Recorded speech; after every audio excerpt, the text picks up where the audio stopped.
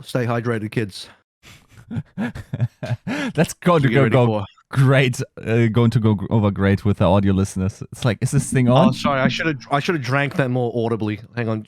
I can do it again if you want. I can drink it far more audibly. That's not audible. Gulp. If people love a noise, that's that noise, right? Someone audibly gulping. Joe can make fishy noises. I actually did audibly drink one time, and somebody told me it sounded like I was taking a hit from a bong. Like, did you just take a hit from a bong? I was like, no, I was just drinking. Yeah. So that's what audible drinking sounds like, to be clear, from a bottle. Just water bubbling.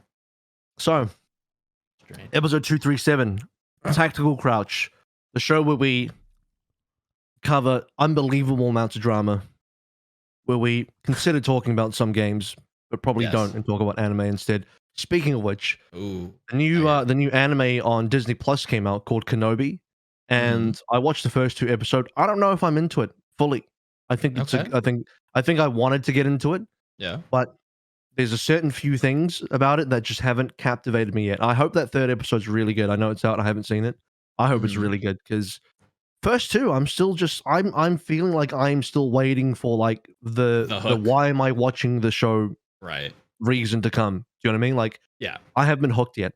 And I feel like the pilot's usually meant to do a really good job of hooking you, but it didn't. And I sat through it, and still I watched the 2nd episode because I felt like I had enough.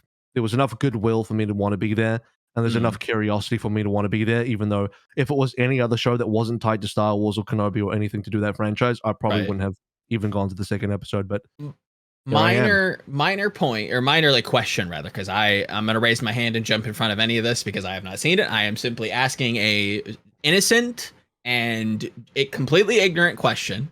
I have heard that like the Mandalorian and the Book of Boba Fett, like it seems they all kind of start slow, but like they pick up at the end. Is this like something that is tracks, or episode like 1 of Mandalorian? Okay.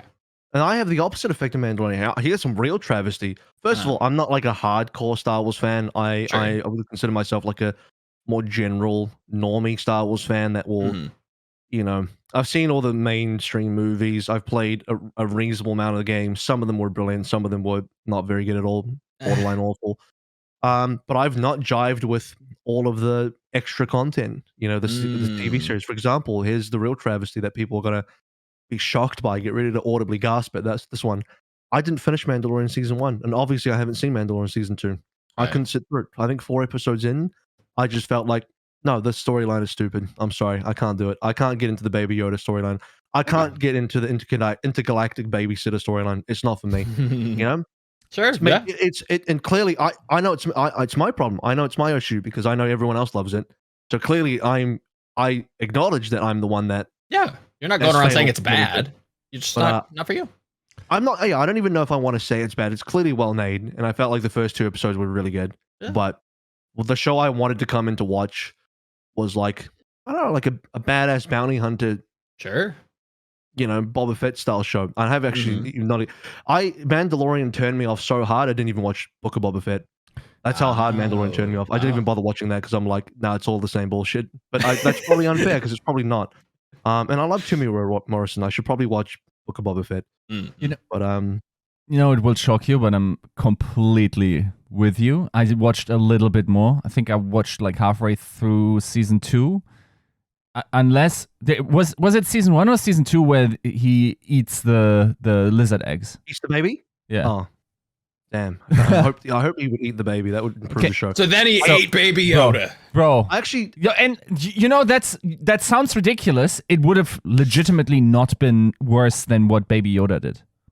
So there's a scene or like an episode where they have to help a mother, like a lizard mother, that has like, you know, intelligence on the level of all the other species in the Star Wars universe. So meaning human intelligence, and she has like eggs which have been fertilized, and you see Baby Yoda just snacking on them throughout the entire episode.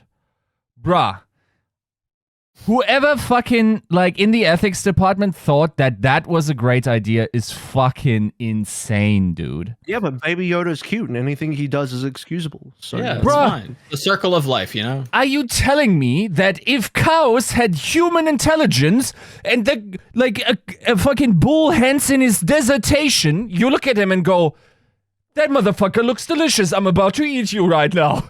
Bro, no. Like, that is, like, when it doesn't matter what you think about the vegan or vegetarian movement, you surely have to say there's a certain level of intelligence where I'm just going, I'm not eating you. If you're saying no to that, motherfucker, I'm scared of you that you're eating my ass right now. Like, this is fucking insane. Some people do enjoy eating ass. There are definitely That's a lot true. of ass eating enjoyers out there. Yes. You know what? And I'm all for it. I mean, not personally for me, but if you're into it, you're into Go it. for it. But yeah, there I am. So here's Yiska coming to us in the pre-show and saying, guys, I don't have a lot of time today. And here's me trying to artificially draw the time out. Enjoy that, Yiska. I'm dreading. No, I think I know what happened. And no, extremely minor spoilers, so minor that you probably won't give a fuck. In episode 2 of Kenobi does a very light amount of babysitting, and it turned me off. And I was like, I will give the show one last chance. Right. One final chance. If there's any more babysitting, I'm out. I am fucking out. It's not what I came to the show for. You give it a 3-shot test. Right. It's like the only babysitting media that I enjoyed was watching Vin Diesel and the Pacifist, and that's about it. And that's where I draw the line. You know, after that, no, I'm done. No kids movies. I don't want to see it. Can I give an equally hot anime take? Correct. I do hate kids. What of it? Again, very fair. I think it's mature to actually hold that opinion. You know exactly what you want. Exactly. Right. Here we go. Shit take incoming. Shit take for the anime community, right? For the anime listeners who maybe aren't necessarily all that there, but I hold a very similar opinion as to AVRL. I gave Jujutsu Kaisen at least 8 episodes. I couldn't give a shit. I could give a shit. That is the most mid shonen anime I have ever seen. Oh, you're so wrong, man. It is so dull. I'm glad I don't watch anime. Every single shonen anime I have ever seen, I dropped it like a hat. I am very happy. Again, everybody loves it. That's awesome. I'm so happy that you like it. It's not for me. I don't want to watch it. I also make it a point to not like things that kids like. So thankfully, Overwatch is only enjoyed by 25+-year-olds. Otherwise, I probably wouldn't be here. Tactical Crouch, episode 237, brought to you by Avril La Vista Baby, Battlecrab, Refine Beam, Bronzebot Bruhal, Chare, Commissioner Picasso, Chris R34444, Cash67, Lolshin, Porkchop Sammy, Rex Sane, Volamel, Smooth Nuts, Your Misery, and a special shout out also to our YouTube members, Ice Ham Jello, William Jesse, Vish Mam, Free Lemon 6, AK, and Chris R. Big topic this week is the community update, which dropped a little bit earlier, which basically, the long and short of it is they had to cancel the LAN event for the international event in the mid-season stage, and now we're moving back to Hawaii instead. The easy explanation, I guess, would be that obviously, not everyone would know, but I'll explain it quickly. China's had some pretty major lockdowns, and when I say major lockdowns, I mean some of the strictest lockdowns of any country doing lockdowns, COVID-based lockdowns in the world. And it's made logistics nigh impossible for international events. Just most recently, RNG, which is the Chinese team that just won MSI, played their entire MSI competition inside their facility in China instead of traveling to Korea, because the travel part of it was just out of the equation, and won the whole thing from their setup in their home base. So you had T1 in the final on stage in Busan versus across the stage 5 empty chairs, legitimately, and the empty chairs won. So that was something to behold. But I'm just saying, that's where things are now. We also did get a kind of report saying that Shanghai is about to end its lockdown very soon. So, hey, not in time to rescue the mid-season. I mean, maybe we're not entirely sure yet, but I doubt all of this is going to save the mid-season madness in terms of overturning the Hawaii decision. But it does bode well for the end-of-year playoffs. But for now, it means we're going to be playing out of Hawaii. All the NA teams that qualify, the 8 teams, will be going to Hawaii. and the 4 APAC teams will be playing from where they currently are. Right. Yeah, it's not a great thing, right? Obviously, the ideal would be to keep it as it was, have an added international LAN featuring all the teams. That would be great.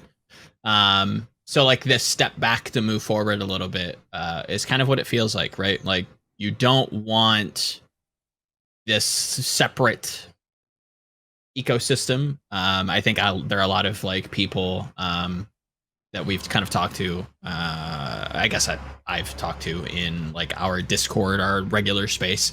And it seems like the general sentiment is that like the live events are something that people kind of like severely miss. And it feels like we're slowly getting there. You can kind of criticize the league for the speed or the rate at which, or whether or not you think Kawhi is successful. It seems like things are starting to get better. We're starting to get back to normal, which is a great sign. And this puts a lot of like hope for grand finals. So hopefully that's a sit down blowout, celebration of this game and the esport and the many fans and all of the this should just be a big celebration. If I'm gonna be completely honest, we've been far too long without an event, a big LAN. So I'd like that to be where we put our focus. Let's say. It's kind of sad that we don't have more of a foothold in Europe and make it more worthwhile to have these relationships here because, I mean, as far as I can tell, like European esports events are pretty back to normal, right? Yeah, PGL was pretty hype from what I heard. Like, yeah, people are going. Yeah, the stadium's completely filled to the brim. And yeah, unfortunately, the case that this is hard to to plan around. I would have wagered a strong guess that this was always going to be the case for the UK, though. That like they were pretty early with their Freedom Day, then had to lock down again. But like it felt like the UK specifically was always fairly open towards the possibility. Like I during the pandemic, I traveled there twice. It was very weird as a German to run around like nobody wearing a mask anymore and whatever, like no restrictions whatsoever. Are you talking about Texas? Where were we? No, London. Oh, okay, yeah, that was the joke. Oh, sorry. Yeah, no, that went directly past me. Weirdly, my associations with Texas are different. Now, that one didn't get past me. I just smiled. Anyway.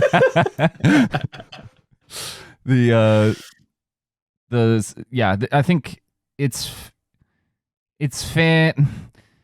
It's hard for me to not feel away when every other esports somehow manages offline finals at some points in their year-long calendar. How many Chinese teams are there? Exactly. Yeah, fair. There's just not. People are like, oh, what about VCT Masters? First of all, a bunch of like, to be fair, it's for a different reason, but like the Russian players, Ukrainian players situation meant that a bunch of those teams and players couldn't make it. But there were no Chinese teams at that event. Yep. So of course you just go to Reykjavik and make it work because you're not inviting any Chinese teams, are you? Because they don't exist in Valorant. I think, well, they do exist in some capacity, but they're not part of the global circuit. Okay. Whatever's happening there. That's why like the whole MSI situation ended up being RNG had to play from home in Shanghai while everyone else played in Busan. And even then there was this entire huge fuss, like humongous backlash from the audience complaining that teams were on 35 ping. Which for us is like laughable because we're on like 90 plus ping for our international shit. Yeah. Yep. They're only on 35 and they're like, oh my God, 35 ping. How does anyone click their mouse? Hardy would feel like he's playing in the future. Right. Hardy be in VR. He'd be straight VR with his, he'd be hitting shit with a real hammer, well, like a VR hammer, with his hands. For sure. Yeah, and then people like calling RNG frauds. They're calling Riot frauds. They're saying the tournament is illegitimate. Like, they're going crazy over that, And this is just one team playing from home, and everyone's just completely, full hyperbolic in terms of what this means. That they think RNG should have not been included in this tournament. They should have just left out the strongest and most winningest, most successful region in all of League of Legends from this international. Like, how is that not more they like called illegitimate? They called RNG cheaters. Now that's a joke because like they're not cheating, but they're just like they're like, oh well, they don't have to. They're all comfortable and they don't have to be at traveling and they don't have to be in the front of a crowd. First of all, no one's comfortable in that Shanghai lockdown. Let me be very clear. No one's fucking comfortable in there. They can barely get supplies. Just saying.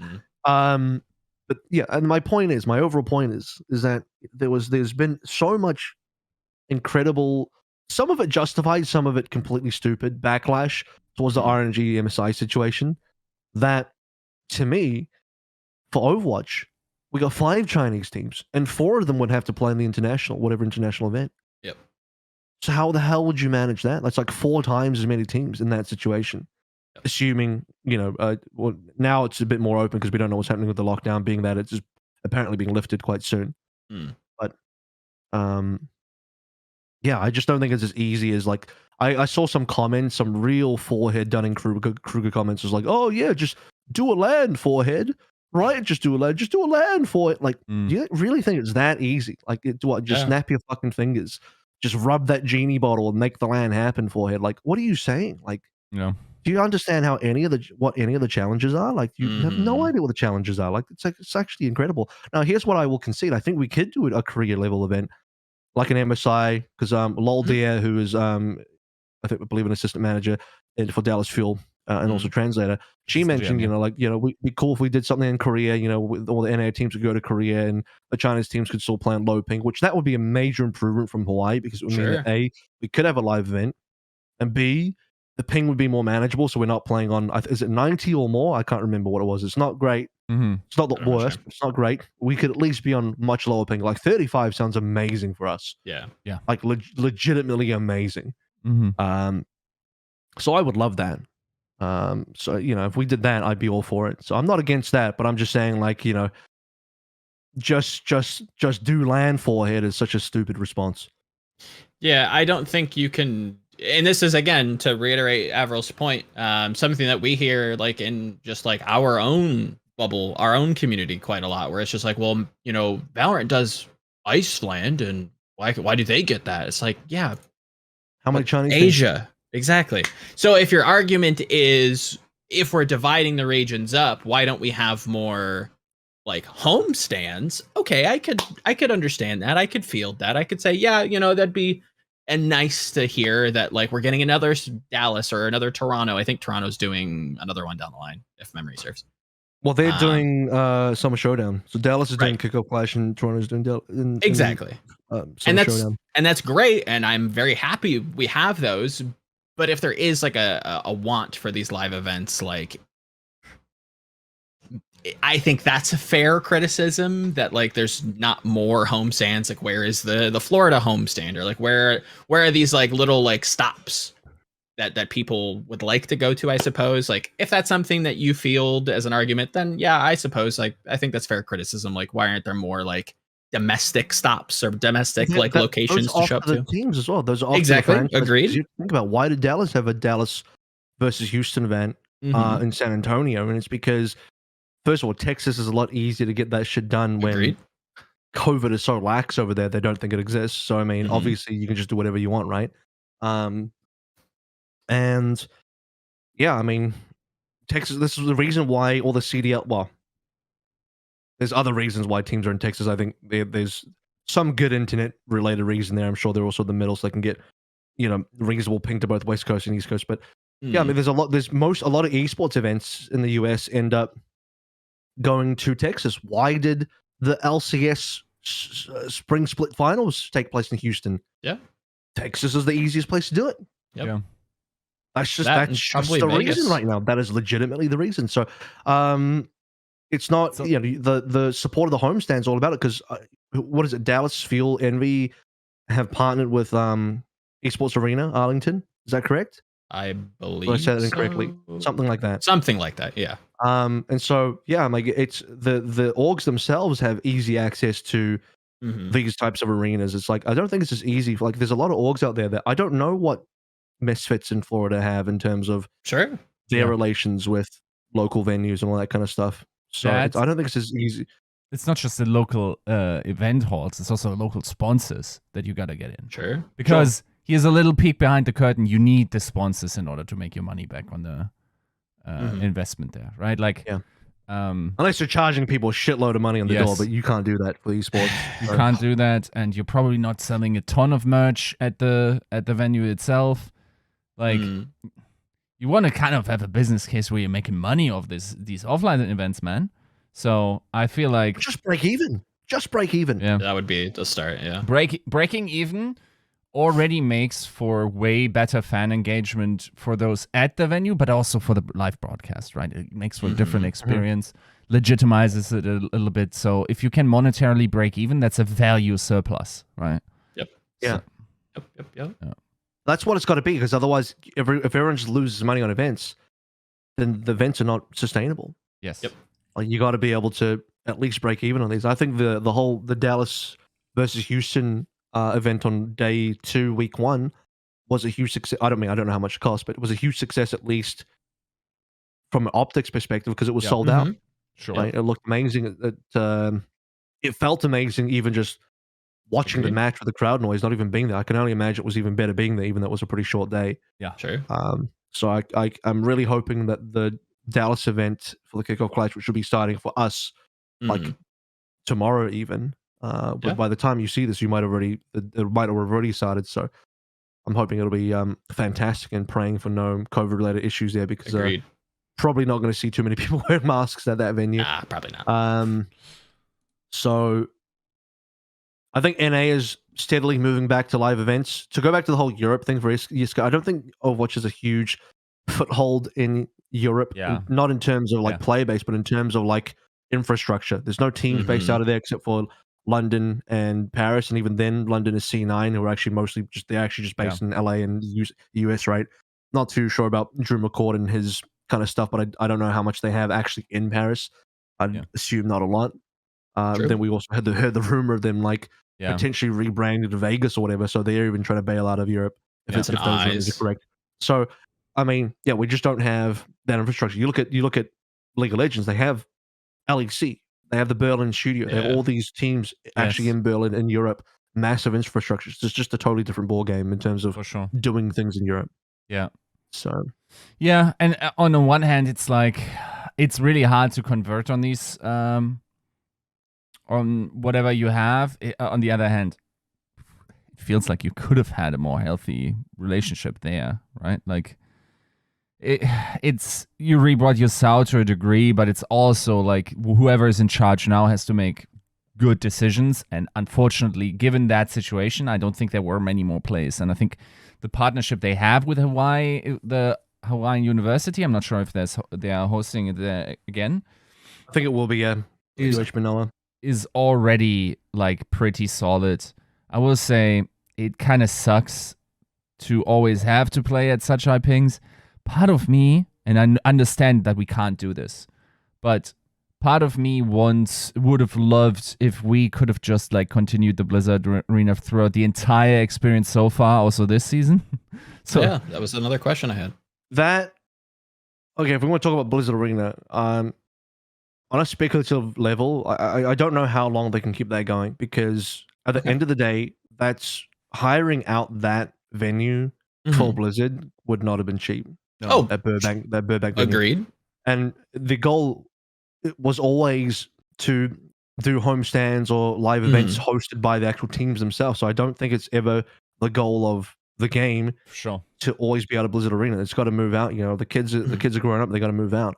I think the whole COVID situation gives us a lot of hindsight 2020, like, maybe we should have stayed, but like, agreed, you couldn't have predicted COVID. You didn't know that was going to screw you over, right? So there's also no way they could have sold that to the teams, because keep in mind they build those facilities in their hometowns in order to like have the teams there. Like, what are you going to tell like Spark with their giant facility, or Guangzhou that they like have to remain in LA some more and have like their places there be like vacated or whatever? Like, That's not a real great argument, right? Like, you want people in their home countries have the relationships, start building up with the local audience and whatnot. Yeah, it's a real shitter that we're in this situation. It's unfortunate that especially this league, unfortunately, is very susceptible to exactly this kind of situation that we're currently facing. Well, but what we need is like, you know, and this is the most like I am subjected to potentially sounding like a forehead now, but what we need is like a lot more teams involved, that we can actually split the regions up a little bit more evenly, and that APAC can become its own Overwatch League in a way, and then we have further expansion in Europe, because I feel like Europe is easily the most underserved region of all of Overwatch. So heavily underserved. 2 teams, but you know, it still doesn't feel like there's enough there for Europe. And there's nothing to do in Europe because you like the tier 2 system needs to be entirely shaken up as well. And I'll take this moment as well to talk about just briefly, you know, a little bit of tribute to Dan. But obviously the entire tier 2 journey has been a sort of a weird one, because it's had its ups and downs. COVID didn't help it, but you know, having talked to him before his passing, you know, they had plans to turn things around further and to make further improvements with Overwatch 2, and you know, it just takes time. It takes a lot of planning. You know, there's definitely things in the works that people don't know about. And you know, and Dan was excited about how things could be in the future. And you know, I know tier 2 hasn't been like the most impressive product in the Overwatch space, and I've had my fair share of criticisms about it publicly even. But you know, guys like Dan at the top and people working around them, they could only work with what they were given, right? So in some ways their hands were tied as well. So yeah, you know, I hope I'm glad that Dan got to see the beta at least come out, and he got to see the 1.5 million views, however short-lived that was. So yeah, I'm happy he was there for that. But yeah, R.I.P. Dan. Not somebody who I knew or like had ever spoken to, but being friendly with or in friends with a lot of the tier 2, you know, casters and analysts, and you know, speaking to some of those people, they only had nice things to say. And were impacted quite a lot. Like it's a sad day when you know, lose anybody, but to lose somebody that was very publicly, well, maybe not publicly, it felt like a very much like a reserved, like took a backseat to a lot of the not a success. Huge public figure. Not a huge public figure. But a champion in the realms that he needed to be. And real people OG. that knew him. You know, the people that knew him knew what he was all about. Exactly. Yeah, real Which is OG. why, like, I think a lot of the public were like, I don't really know who this person is, and it's like, probably, you know, and that's probably don't expect that people in the public really know who he is, but deserves to be respected in his passing in any case, and hoping 100%. whatever hands tier 2 falls into improves, because I think that is going to be somewhat of the future as well. Because okay, there's only two European franchises, maybe even only just one in the near future. What does that even mean for Europe? I think you have to be going back to national domestic events to carry the load. And I don't know what the future of franchising is. Like, if it's, can it be possible to entice more people to buy into the franchise? Because if not, you'll just be having the same 20 teams, maybe even less if they can't keep it together forever, or maybe not forever. Who knows? It's all up in the air. So unless there can be more franchise teams, the now tier 2 is more important than ever, because the lifeblood of an entire continent, entire region, like a major region, has to rest on tier 2 being like the most accessible thing, because there will soon maybe only be one team representing Europe in the Overwatch League, and depending on what Jack wants to do with C9 and their involvement, like could be even less than one. So really the only thing that'll keep Europe going would be domestic competition, national competition, European Masters style, what League of Legends do. Like that to me is like what I think the future of tier 2 needs to look like. For sure. So, and then Europe can start developing. Then you can have the infrastructure, and then you can have whatever it needs to be, so that Europe can finally be served what I think they've been demanding, or at least hoping for, rather than what they've currently had, which is not a lot. I think there needs to be, and hopefully I'm understanding and expounding on your point correctly.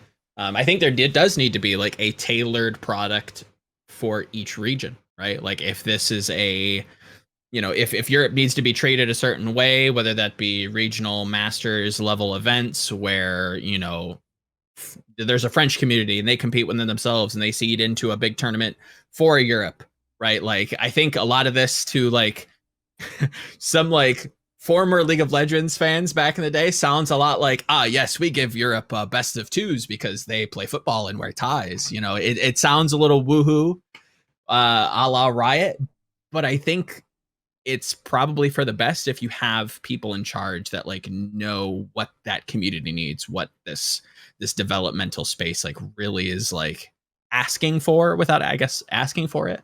I think Korea should be treated a certain way and China should be treated a certain way and operating within those logistics. I think that's the future of this. Obviously it's hard to implement, immediately, but I think that's what, to what Avril's saying, I think that's what we want to see in the future is having these tailored products for these spaces to properly facilitate this talent pipeline. Otherwise, I think Overwatch is just NA video game.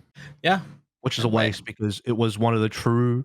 I still think it is, but it's one of the only, not even esports, just games, one of the true global games out there that almost every single country plays. Whereas, you look at some games like Call of Duty, it's like that might as well just be American football. Like who the fuck else is playing that outside of them in the UK, right? Yep. Even that, there's plenty of other games as well. There's now an argument that more people play Call of Duty in Europe. I think a good example would be like FIFA in Europe. No, I don't think too many Americans are playing FIFA, right? Sure. Or we're not playing really Halo here in Europe, for instance. No. Yep. Yeah. But in terms of magnitude, I think there are some like very domestically sound esports events where it's like, Valorant's still not that global. Like there are Korean players and Korean VCT, and there's all the Southeast Asia people. But what about Japan? Like, yes, that all exists. But those markets, like, go look at the PC Bang numbers. What games dominate? Still League of Legends. Yeah. Valorant pretty low on the tier list on that one, sadly. They're not into, and you know what? And neither is Overwatch, to be fair. And you know what they are playing? They're playing Sun and Attack. They're still playing their own Korean FPS games. They're not playing the English. They'd be localized Korean, but they're not playing the Western FPS games. They're playing. China's still playing Crossfire. They're not playing Valorant or they play Overwatch, but like, I don't know, they all play their own game that's existed forever. Instead, is my point. So, anyway, real quick, I think what Europe needs to overcome is like Americans have a pretty good, from traditional sports, a pretty good system in terms of collegiate, right? Yes. Right. That you can, and we are starting to see imported into Overwatch. Yes. There's the only equivalent we have in Europe in terms of that are sports team academies, and we're far away from attracting those to have video game divisions in games like Overwatch, right? So we got to figure out something here. Maybe you can go to the local, tournament organizers or whatever, and have them. Maybe you can even finagle a deal with like a smaller, like TO, like Take TV or whatever, and have like European teams participate there, or I don't know, like the monetization aspect of it will be very rough. And collegiate seems like a very good opportunity in NA. We unfortunately lack the equivalent here. Yep. Well, NA is mostly America, which is one country with many states. But Europe is just many countries, right? It's hard to. Yeah. You can't That's why it feels like it's very regional. Like I think Riot has kind of paved that way, and it seems to be kind of successful. Where those regional leagues kind of filter up. Even then, LEC is very much Berlin. Come to Germany. Your game has to be based out of here. Yep. Like it's not even like a truly, going around Europe kind of deal. So I don't know. I figured it out. And Europe needs to get Contenders teams into Eurovision. That's the one thing that the entirety of Europe cares about. It is lost on me every time Eurovision comes around. They need to literally not have Contenders exist in Europe anymore and have that completely replaced by only national competition within the best national teams play in some sort of playoff. Yeah, it would be Contenders in name, but completely reworked. Everything is just separated and regionalified and filter up into one big tournament. Literally copy EU Masters. Yeah, in a way. Straight up. Yep. Maybe even starting with like smaller, regardless. The problem is like, I feel like that doesn't really, it isn't as close as to how people compete in video games in Europe. I feel like there's a lot of like, outside of your country borders friendships and like social interactions where, right? Like you're established, like I played World of Warcraft with Finnish people, Austrian, Portuguese, Swedish, Finnish, like you just play games with Europeans because everyone has, that sort of desire. But here's the thing. Yeah. Well, then you'd have to look at, that's the difference between the LEC and EU Masters is LEC is when now all the cross-European nations come together to have all these mixed teams.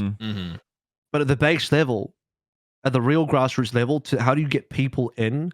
The easiest step is to do it like super domestically, where like, what is my first step as a aspirational player from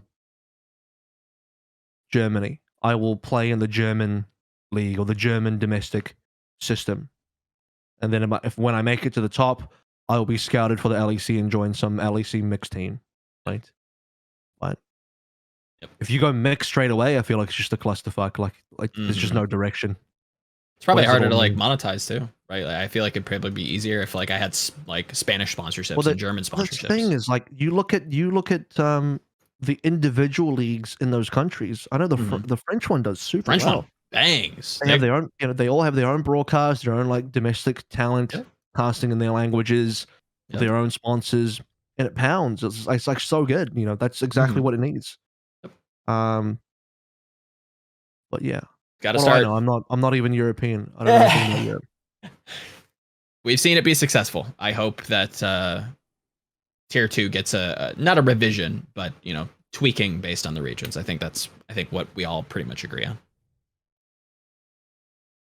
Moving on to the Overwatch League. Yes.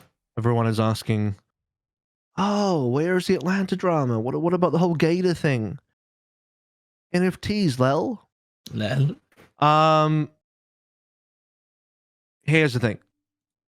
Probably not going to go deep into anything like that on today's show. I know that's disappointing because it's the current drama, and we should be capitalizing on the current drama.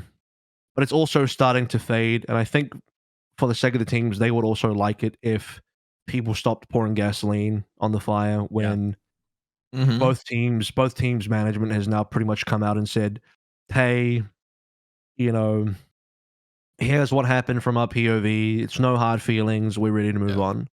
Yep. So, and beyond that as well, I think there's just been the whole thing's been kind of taking a life of its own now and just growing into this gigantic forest fire. And I think it's time to start dousing those flames that are adding to them. Yeah. So I'm definitely advocating for compassion in terms of like the surrounding circumstances of that situation. And I think we should probably just leave it be, and because it started pretty funny, haha banter, and now it's just like people are taking it too far. We got to slow the fuck down a little bit, guys, and just for sure let people do their jobs. You may not agree with it. You may not agree with some of the statements. You might not like some of the people, but come on, we remember to be human beings as we as we'll slowly move away. I think there's a level where the drama is fun, and then there's now the whole thing's just taken too far, and it needs to die down a little bit.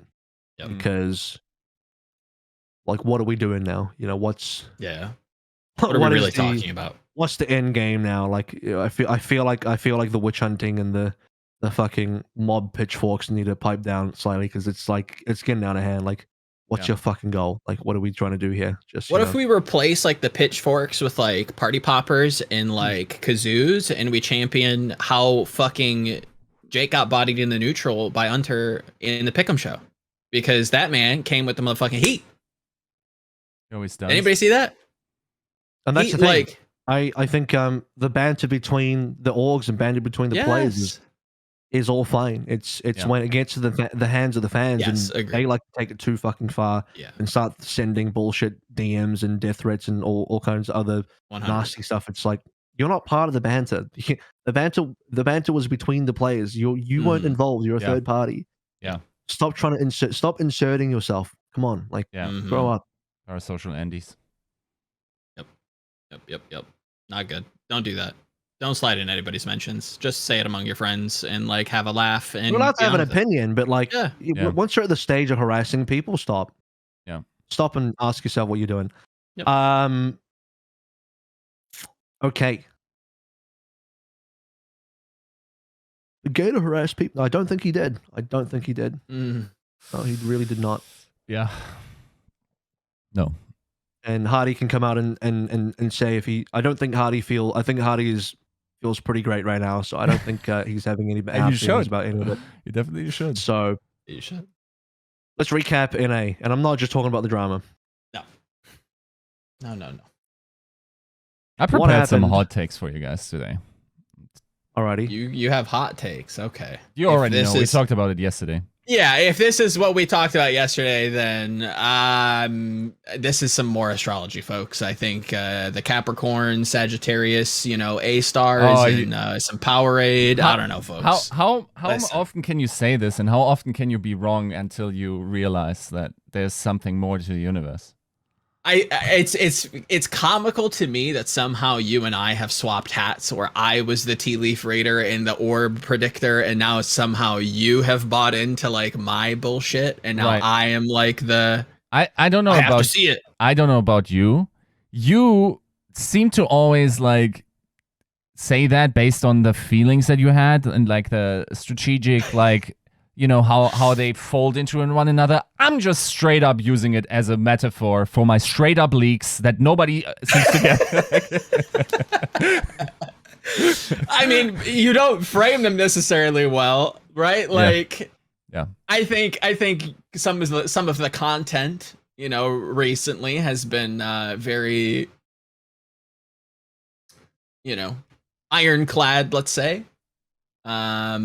And people haven't necessarily picked up on what you're putting down. I think you are like a level above sometimes. So look, I'm not always easy. I'm a walking ARG. What can I say? Like, in some ways, yeah. You're not wrong. I think I'm not following properly. I think we need to be a little bit more direct about what we're talking about here, because I'm starting to get confused now about what the hell you guys are talking about. Right. So you want me to? I guess we should start. If you want the space to gloat about the ATL London prediction, please do. Yes, he got it right. He's insufferable. Oh, Yiska got the ATL London prediction right. Yes. Okay. I don't know if he got the score right, but no, I had 3-1 London. I'll actually be real about it. Okay, we'll recap that series first, because we just talked about. Yeah. I say talked about. We glanced over the drama, the ATL London drama. Might as well talk about the actual game that it all came from. I think Atlanta did themselves no favors in this match whatsoever, because it was clear that they did not practice Ryan Brawl at all. Agreed. This entire year. Gator came out and said as much. He's like, "We haven't scrimmed this in 2 months." No, I don't think you have. You look like you have not scrimmed this in 2 months. Yeah. And I don't think Gator's fucking played a scrim in nearly 2 months. Or maybe he has played a little bit, but Hawk is clearly the starter on the team. I watched Atlanta scrims. Didn't see Gator a single time. Right. I'm very surprised they would even bring him out. So, okay, part of me is not surprised in the Winston department. Clearly, he's a main tank player. He would play the Winston over Hawk. Ideally, Hawk just learns to play Winston, and he becomes the main tank player or whoever, if it's whether it's Gator or Hawk, somebody just becomes your tank player, and then you go ahead and do that, because I think we're slowly starting to see that teams that favor just like, here's our one tank and he's going to do it all. Yeah. They're the teams that will find success. Teams like Florida, who have someone that just like does it all. And then teams that are forced to be in that position, like Seoul, who have Smurf, that can currently just do it all. And that's kind of what you need. And I would even say Kaluj as well is currently doing it all, because I didn't expect him to ever be a top Winston player, but he's actually kind of pounding on that. Yeah. And then he still has all this off-tank hero pool as well. No idea if he plays Ryan at all. Probably will never see him play Ryan, because he's not going to have to until the meta changes. And Shock will probably pray that it never does. Although Super's back on the market now, so who knows? Sure, it has. It's possible.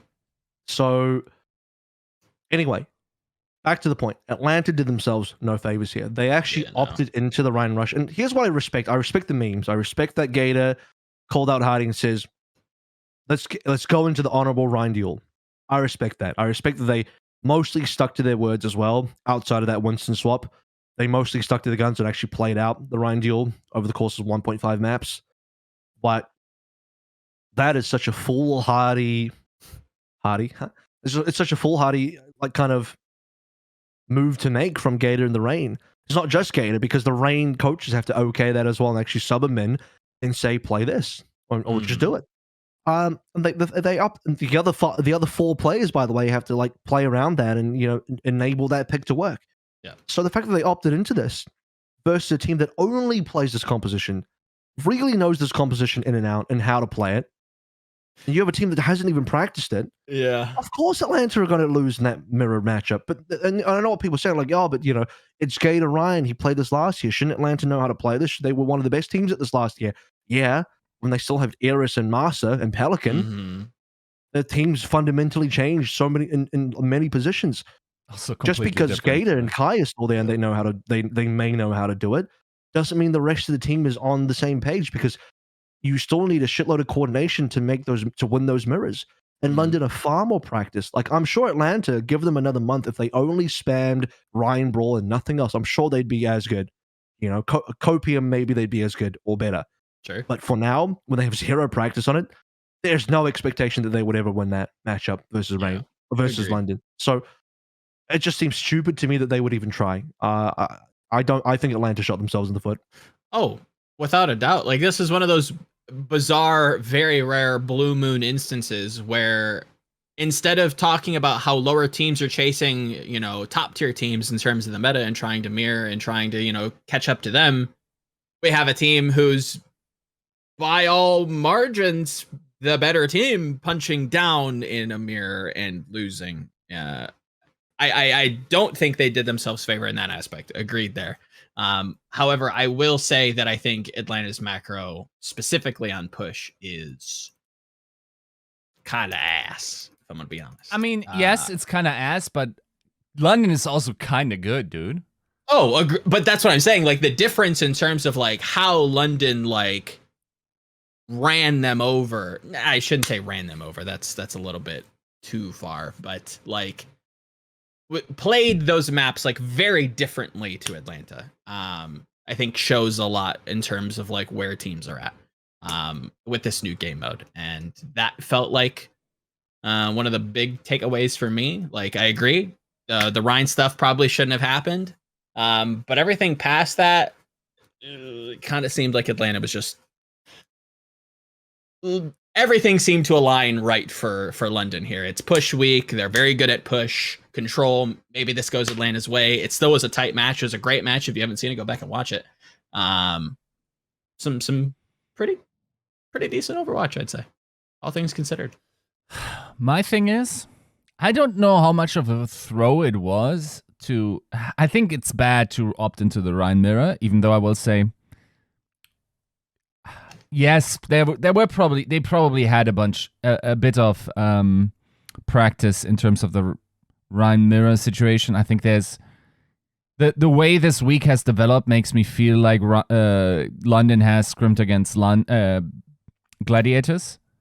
Okay. And therefore they probably have the Rhine. Now here's my inflammatory statement that AVRL is about to pop off on. I don't think that was their second best choice. I think the Winston comps are their best choice. Everything else gets banged out. Yeah. They can't play Zarya into this. They can't play Doom into this. They were kind of in a bad matchup situation, and they probably didn't catch up quickly enough on the meta. And I think like Doom teams are just like in some deep shit at the moment. You can play Doom into it, but it's map dependent. Yes, you can. It's map dependent. Houston rolled them on Doom. Houston London played rolled them on poorly. London absolutely did not play well. I don't think. I'll say and this. the Doom comp has a lot of forced errors it puts onto the Rhine team. Agreed. And it's the reason why it's map dependent because they had if you notice, Houston had the double control week. Atlanta had the double push week. Having the double push is so much better for the Rhine team. Mm-hmm. Sure. So much better for the Rhine team. Mm-hmm. Don't disagree there. Yeah. I think just matchup wise, I don't think it's like hard either, like a hard swing either way. Like I think if anything, I think the Rhine comp is a little bit more favored. It feels like a 6-4 personally. It really isn't. Not based on my experience from talking to coaches. The Doom comp is favored.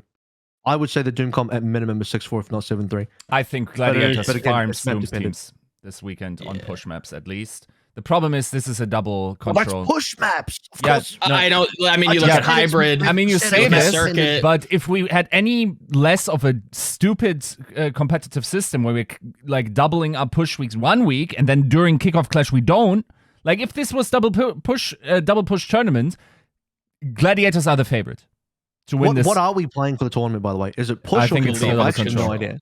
I believe It's what, say? It's double control. It's double control? Yeah. Well, then Ryan's going to be useless. Yeah, I don't think so. Yeah. We will see though. That's a little bit of So the problem. here's the problem. What if London made Kickoff Clash? Would they be screwed?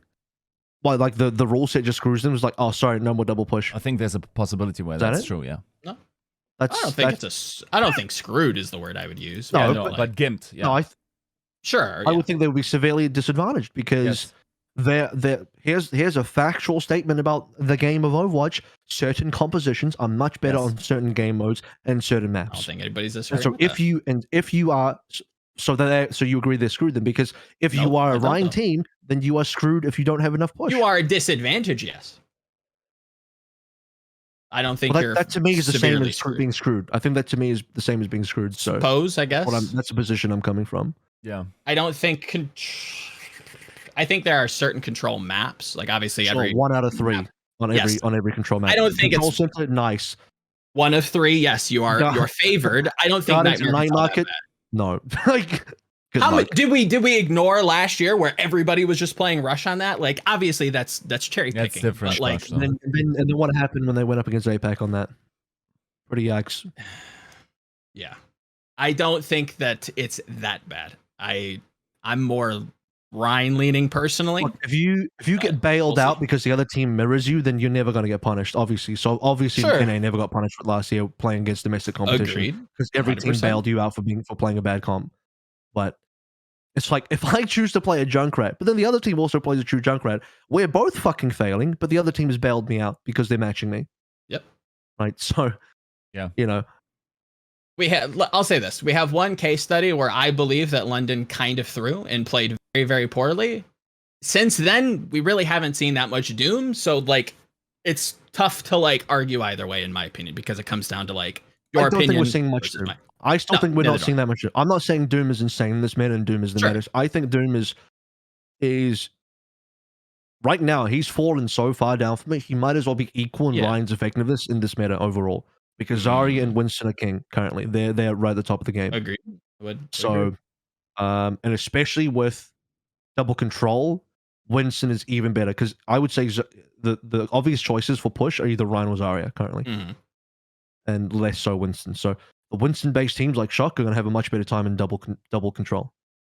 Would agree. I Probably feel teams like Glides as well because they want to be playing Reiner more in space. Mm. So I feel like if you are a team that has the capacity to switch between Rhine comps, Winston comps, and Zarya comps, and you have a strong soldier player, you are banging Zarya teams every time. That's one I'm still unsure on. I don't know how that necessarily falls out because I don't think we've seen like a good Zarya team. With the exception of teams that then themselves can switch to main time comps. And I think that's a big issue that, for instance, Dallas might be facing. It's a big issue that, like, what other team? Probably Toronto is facing. Basically, all the teams that just have like a very hard still difference between like their main tank and their off tank player pool. Mm-hmm. And I feel like having someone or having someone like Reiner in there is being super meta agnostic, and you can actually play around that shit heavily. Now, has Reiner played Zarya yet? No, they are very much like a dive brawl-esque team, and I'm still like very hesitant to like judge Gladiators brawl. Right. Yeah. Like they have not picked up Zarya, and I don't expect them to. About to say? I think. And then after Yiska says it, I have to put us back on track. Right. It's unfortunately also going a little bit into Preds, but I think like the reason why London won this is they had double push. What they just realized is you cannot, like, as your soldier rotates, sometimes with your Lucio, actually mostly, and you communicate where the opponent is, you have no way to push Ryan off the objective in any meaningful way, or to punish him in any meaningful way. He will get away, or he will survive that. And then your soldier has to win a pretty unwinnable duel, right? And what we saw was, and I think that's more so the frustration that we saw out of Kai, is that they didn't understand the rotational game that London was pulling on them. Like sometimes it was just a comm difference in terms of how you play that situation. Like sometimes Sparker would just like appear behind Kai and just get him. And then sometimes like they would call that you don't see the soldier. So then Kai is naturally on the flank. So Admiral and Sparker would go searching for Kai and would bang him there. I think like, if you give me a moment, I can look at the Champeria stats. It feels like the situation was like super often. Sparker was able to get like first kills on Kai, and then it's just over. It's not. I don't think Kai was necessarily like annoyed at the outcome of the match, but because he felt like there was something either that they didn't understand about the situation, and him being frustrated with the first kills for okay, so I'm looking at it. Sparker is at 8 first kill difference. That's pretty exceptional. 8 is that's nuts. That is pretty. That's a difference. Yes, that's between first deaths and first kills. Yeah. So Kai was also at +5, but that's despite getting banged. So definitely, like Kai was still pulling his weight. Like I don't think he should be frustrated about his performance on that day. It's more that this must feel frustrating, especially because Push was the finisher, to have been in the situation where, like, he must have felt like his position, at least, how they played the soldier, probably lost them that match. And it's not necessarily that I'm saying, like, he was the worst soldier. No. It's that the way Atlanta understood rotations there was the issue. But I can understand how that's frustrating for a player who feels like I should be out mechanically skilling my opponent. Agreed. And that's part of the trap of wanting to mirror London as well, because their understanding of how to play that mirror and also how to get the most out of individuals like Spark and the mirror is just so much higher than Atlanta's. So back in the trap they go. That being said, we'll talk more about Atlanta when we get to the Preds, because they also did get wiped by Glads, which didn't feel good. A couple of the other games, maybe to highlight here, I think it's probably worth highlighting the Paris-Houston game, because that was unbelievably close. Yeah. A reverse sweep for Houston that probably should not have been that difficult of a win for Houston, and yet here we are. Yeah, this is another one of those matches rather, that I think I'm gonna borrow, steal even a term from somebody in our members group, I believe Fire Element, coined this as a respec game, and I'm going to use that in a lot of these discussions. It felt like Houston tried to respec, and it was pretty fucking bad, if I'm going to be completely honest. Going 2 games, going to game 5 with Paris, a team who has been like bouncing back and forth between like different styles, and somebody who obviously has not had like the greatest stage ever, has looked pretty rough around the edges, has bounced back in some form, but this shouldn't really be going all that close. This kind of felt like a gimme, and they quite nearly lost it. I don't really care or judge or Probably rate. should have lost it. Yeah. I almost look at this game like, man, Paris could have even won this game. Maybe should have won this game, but in a lot of ways. I see both perspectives of like Houston obviously should be winning this game, but also Paris went 2 up and just couldn't close out. So I don't know. Agreed. Yeah. I mean, I think that the meta on Colosseo at least does feel a lot more Zarya based. That makes sense. Okay, if you feel like that's your only, if that's the Piggy map, okay, we put Piggy in, that's great. But then you look at Ike and how successful Houston has been running the Doom on Ike. Like, yeah, we can talk about how bad Doom is, but if that's your best look, like, why not just play that? You're just running Doom into Reaper Zarya and getting owned though, if you do that on Ike. But it's Paris. You gotta get the win. I don't know if it's hard to judge this game. All I can say is I did not really care for the Zarya, and I don't think that bodes well for Houston coming into Kickoff Clash. Way more meta though. I think this is the problem I have with Houston. Is that they are trapped in this meta because they started out as one of the predominant Doom teams at Exolanta. Now both our Doom teams are failing for good reason, because Doom is being shoved out of the meta. And Zarya, Winston, a king.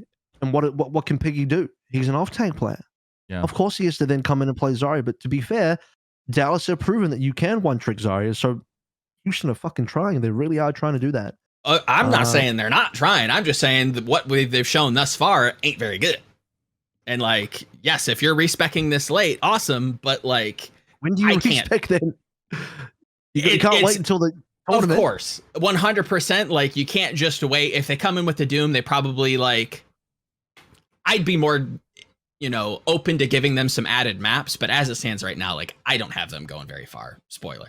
Like, do you know what? I don't think Houston should have won New Queen Street, because I think that's one of Doom's worst maps so far. Yeah. I think Doom's win rate on New Queen Street is fucking shit. Yeah. And somehow Houston still pulled out with Dante Doom when they shouldn't have. That should have been a game. Actually, that says a lot about Houston's mentality in terms of, we should be playing Piggy Zarya here, but I think we need Dante, even if that means we're playing a worse comp. Yes. Now, maybe I'm reading into it too much, and Jake's sitting there thinking that's not what it is at all, and maybe probably be right in thinking that. But my perspective, objectively, from the outside, knowing nothing about how Houston are doing this internally, I have to ask why they wouldn't just play the quote-unquote better composition here that they should know is a better composition. Yep. But instead they're forcing Dante on Doom here. And if I read into that situation deeply, it says to me that they want to have Dante playing if possible, even at the cost of playing a worse comp.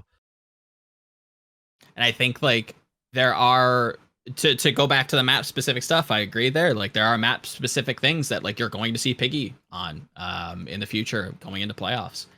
I think predominantly their best look is to play this Doom, and I think, like you're saying, I think the coaching staff knows as much, and that does limit them in some ways. But yeah, that's just, it sucks to say that, because I know that I don't put it past any coach to try to like get ahead of the meta, but it's at this point, enough teams have put in enough time that like you're really not going to catch up. So like, what can you do to try to throw?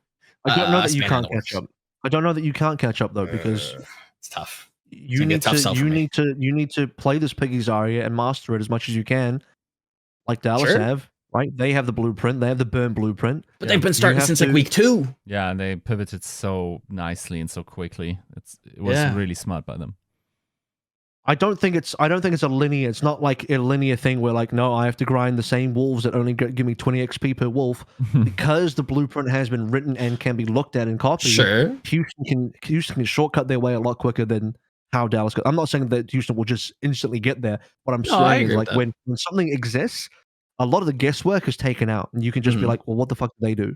Done. Yeah, and then it's just up to you to execute.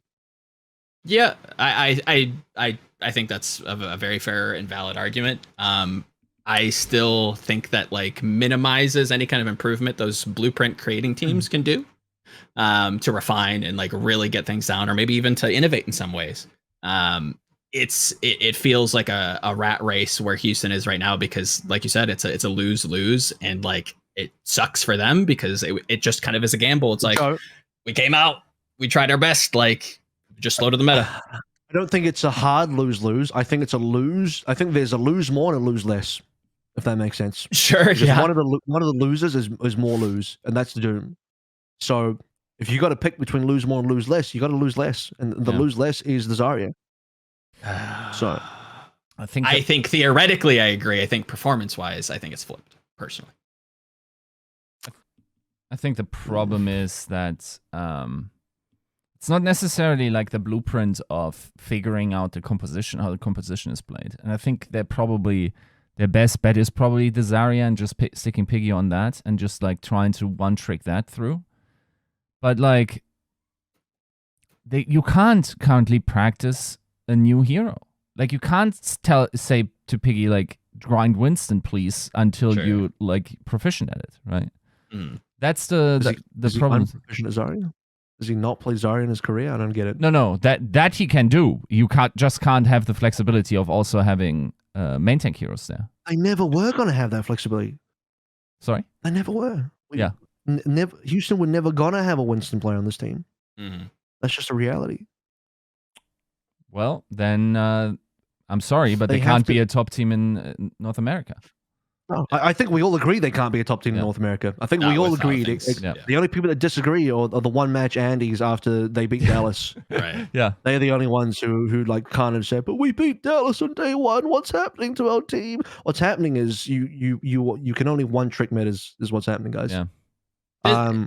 Can I explain it in a way for the audience that maybe it'll make a little bit more sense? It feels like Houston got out really early with like a fast deck, and then Dallas just outscaled them, right? Like they were early to the meta. They were the control team, right? The blue deck, if you want to call it that, and just fucking outscaled them.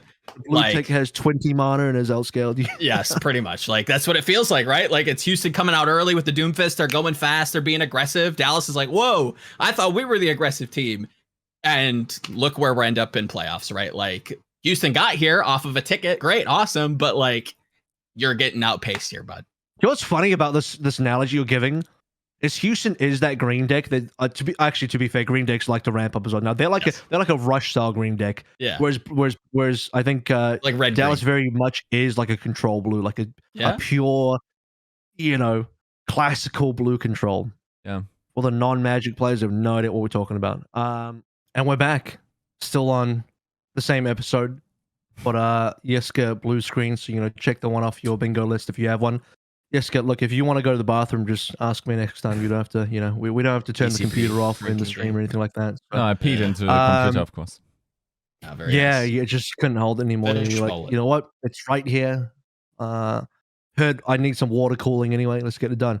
So I think the last thing I was going to say, I think the last thing we're going to talk about is where we stand with Paris now, because I feel like this is the game. Well, not just this one, but now you start to see what really integrate with the team. This is a pretty damn good result for Paris. They didn't win, but I mean, being this competitive, being 2-0 up is great signs moving forward. And I think if you're a Paris fan, you're probably pretty reasonably happy with this result, right? I would say so. I think that this is a team on the mend. I think they started rightfully so, and giving them a little bit of grace with the logistics of integrating a new player and whatnot. Looked a little rough around the edges, but ending the stage, I think in a competitive state that you should still be kind of counting, maybe not counting on them, but putting them within the mix of teams, coming into midseason that could be competitive, right? Maybe not making top 8, but still maybe, running teams close like they did Houston. As much as I think that's more of a stylistic thing. Paris seems to be trending in the right direction, which I'm, happy to see. Everything looks better than it started, let's say. And hoping they'll get a better meta for next stage as well, because I don't think this meta was poor for them, but they get a bit of a reset now. They can start thinking about the next patch. Yep. I mean, I don't even. When do they next play? By the time they next play, they'll be on the latest patch, and the next beta phase won't have started yet, actually. So they don't have to think about too much more. They already know what the next patch is, so they should be using this position to start getting ahead as far as that goes. Yep. Agreed. Maybe if they can't necessarily, they should be able to get ahead, but there are also like 5 other teams that can also do as much. I still am using Paris as kind of a case study of like low budget teams and like very stylistic play styles. I did like what London showed this stage as much as it didn't get them into top 8. I think for what they're doing with what they have, I think it's kind of the smart move. So hopefully Paris does something similar. We got New York. We got New York first week coming back. Pretty winnable game. All things considered, yeah, should be. We got Boston, pretty winnable game. London, pretty winnable game. Toronto, pretty winnable game. So first 4 games of their entire next stage, and they got Atlanta, and who else? Should be one more than that. Oh yeah, sorry, they're Glads. Their first game is not New York, it's actually Glads. Okay, that one's slightly less winnable, but the rest of them pretty winnable. Okay. Was there any other game of last week that we felt was pretty important to go over, or just even at a more macro level? So, just giving some kudos, maybe a little bit to Florida again. Okay. Yeah. Just celebrating like this team that I think has been, severely underrated. Coming into the season, somehow still underrated in midseason. I'll still go to bat for them and say that they should have beat Houston in week 2. And now you get to see them, thwallop. That's not a word, but I made it up. Why don't we actually just go over Glads very briefly as well? Okay. Because they should be one of the favorites heading to the tournament. Agreed. They did overcome their sort of map 5 reverse sweep meme phase of week 3 and 2. And they beat their last 2 opponents. Now, do you have to consider those 2 opponents are much weaker than Dallas and Shock? You had London, you had Atlanta who seemed very shaken up. And Glads who even took advantage of that London win against Atlanta by seeing like, okay, well, London did this and maybe we could even pull that out versus Atlanta. They don't seem like they know how to fight against this at all. So if Ryan even pulled out some Ryan. So how do we feel about Gladiators? Are we convinced? Are we not convinced in terms of the shakiness, in terms of like the whole reverse sweeping thing? Because, you could argue like, oh yeah, but they won now. We're not reverse sweeping anymore. But at the same time, easier competition. Yeah. Maybe, but, sometimes that's good for your confidence. Like Glads, they seem like a young team that need a bit of confidence. Some definitely have veterans on that team, but also some young talent that need a bit of a confidence boost.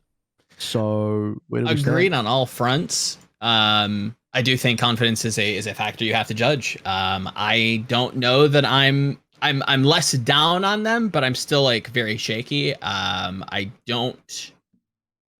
don't think that London game was great form from them. Obviously, still put them away 3-1. But that felt like a lot of times it was like just barely being able to get over the line from like a big play from somebody. And I think that's important to judge because Gladiators has always had that potential to like just like come out with a big play. We know Kevster is good for it. We know Ons is good for it. Patty has his moments, but for the most part, kind of the support line's, bulletproof for the most part. Like this is a team that can get it over the line. And I think we saw that there where I think they showed up on the day a little bit low in form, but with that kind of like superstar potential, they make some plays and they get it done. The Glads Atlanta matchup for me was very weird. Everything orbiting the sudden brawl adaptation felt very, this team's very bad at it, so we're gonna play it, but we don't necessarily think it's great. Yes, and maybe I'm wrong in that. I think that's accurate. It might be. I don't know. I'm still like on the fence on where I sit with it. I was very much in that camp, but something I don't know. If they do have a second look, I think it is useful, but I don't know how useful. all things considered, I think they should be within the top teams of NA, but favorite for me might be, I guess it's true, but I don't know. This feels cut and dry to me, personally. I think it's genius they showed the Rhine because it kind of proves to other teams that they can play this if they want to. Now, I don't think Rhine will come out necessarily, but it just adds an extra like layer to the team that other teams have to consider it of now, even at a psychological level. So I think that's good. I think it's like now when you play against them on a new Queen Street or Colosseo or any push map, right? You have to be like, well, Reiner could just go Rhine. So do we want to be a one-trick Zarya team on this? And for some teams, they can't help it because Piggy's going to have to just play. But other teams are like, oh, we got to be considerate. If we play Zarya and they just go Rhine, we might have a negative matchup. So those kind of mind games do come into play now. Oh, I mean, I think and maybe this is part of my question. Is it past mind games and more strategic where it's like, if we roll out Circuit Royal, it's like, what does Glads play? Like, we know they're great for, the sniper. We can put Ons in. That's great. But he can also play the soldier. So, like, are they doing some rush stuff? Like, how do we defend this? Like, what kind of composition are we trying to, like, set up on defense? Because Glads can show us two very different looks. I think Circuit Royale is definitely probably not a good example, but more so looking towards, like, the more Rhine-favored type maps, like both the pushes. And I don't know, maybe something flat like Midtown.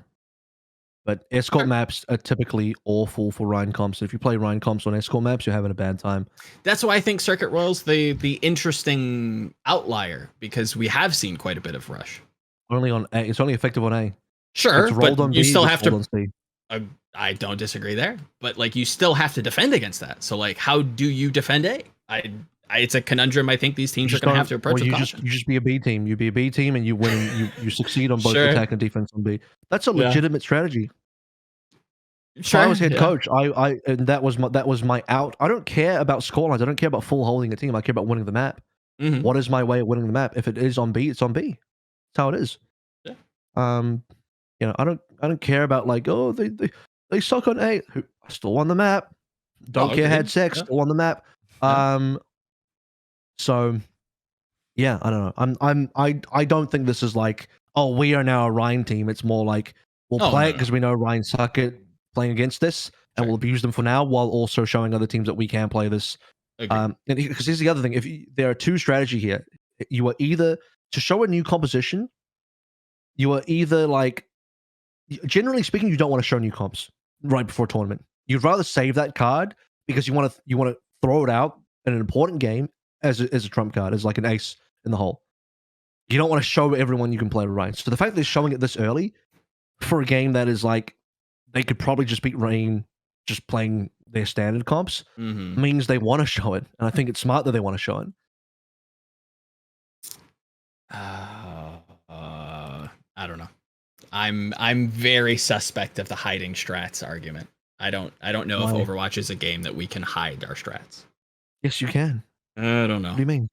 Don't think we've seen some can hide any kind of evidence to support that. What do you mean? What?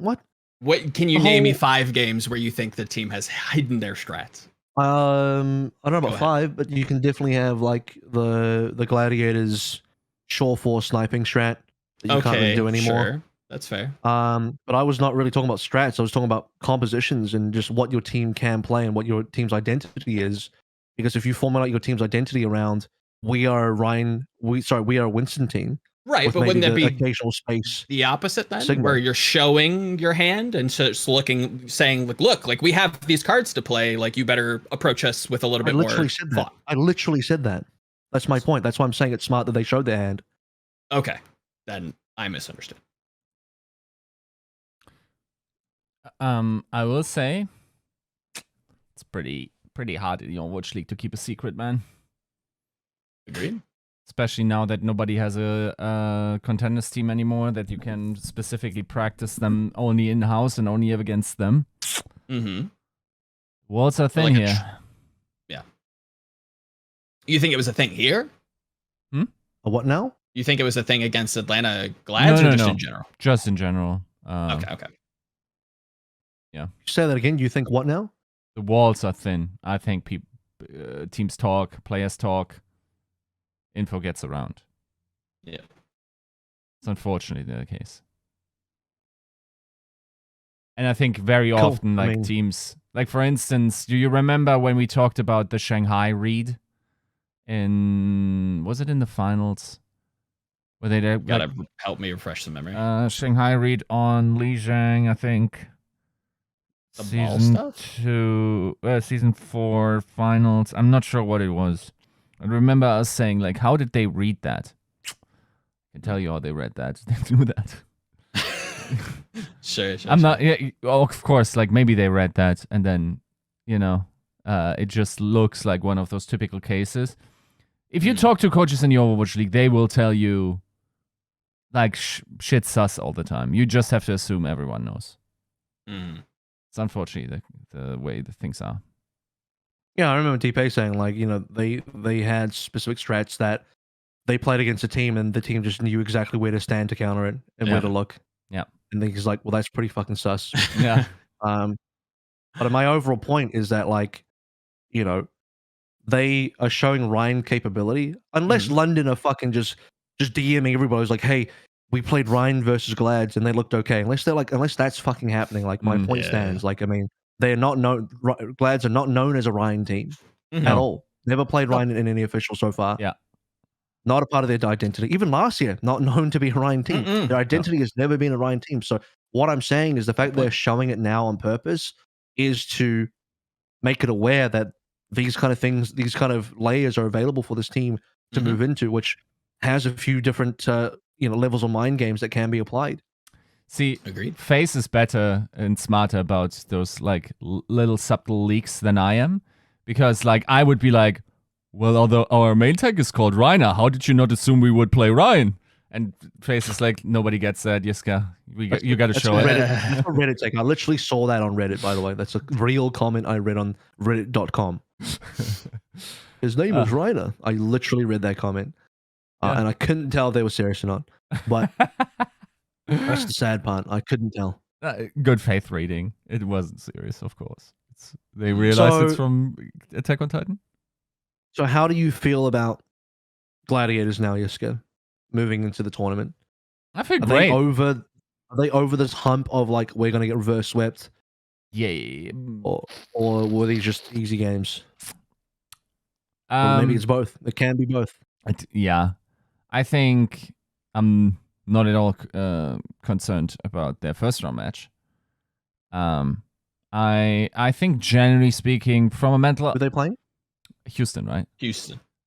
From a mental standpoint, I think there are some question marks for sure. I hope they could fuel up on some confidence against a team like Atlanta. I'm sure they would have liked to have fueled up with a 3-0 against an Atlanta that doesn't look like horde doo-doo against, other teams. So, but yeah, I think the fact that they don't have double push probably hurts them. I still think they will be a very strong team coming into this week. I think given how it looks like, and based on the season record, you got to say Dallas and Shock are above them. I think they're the next likely to win it. Figured. Solid. So this is a 3-horse race, and Glads are one of the 3 horses. I agree. Oh, yeah, without a doubt. Yeah. Without any question. Yeah. And with that, let's get into NA Preds.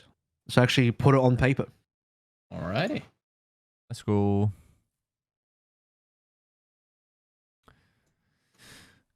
Okay, let me bring those up. I'm finagling. Let's see how I need to cut this. Is it finagler?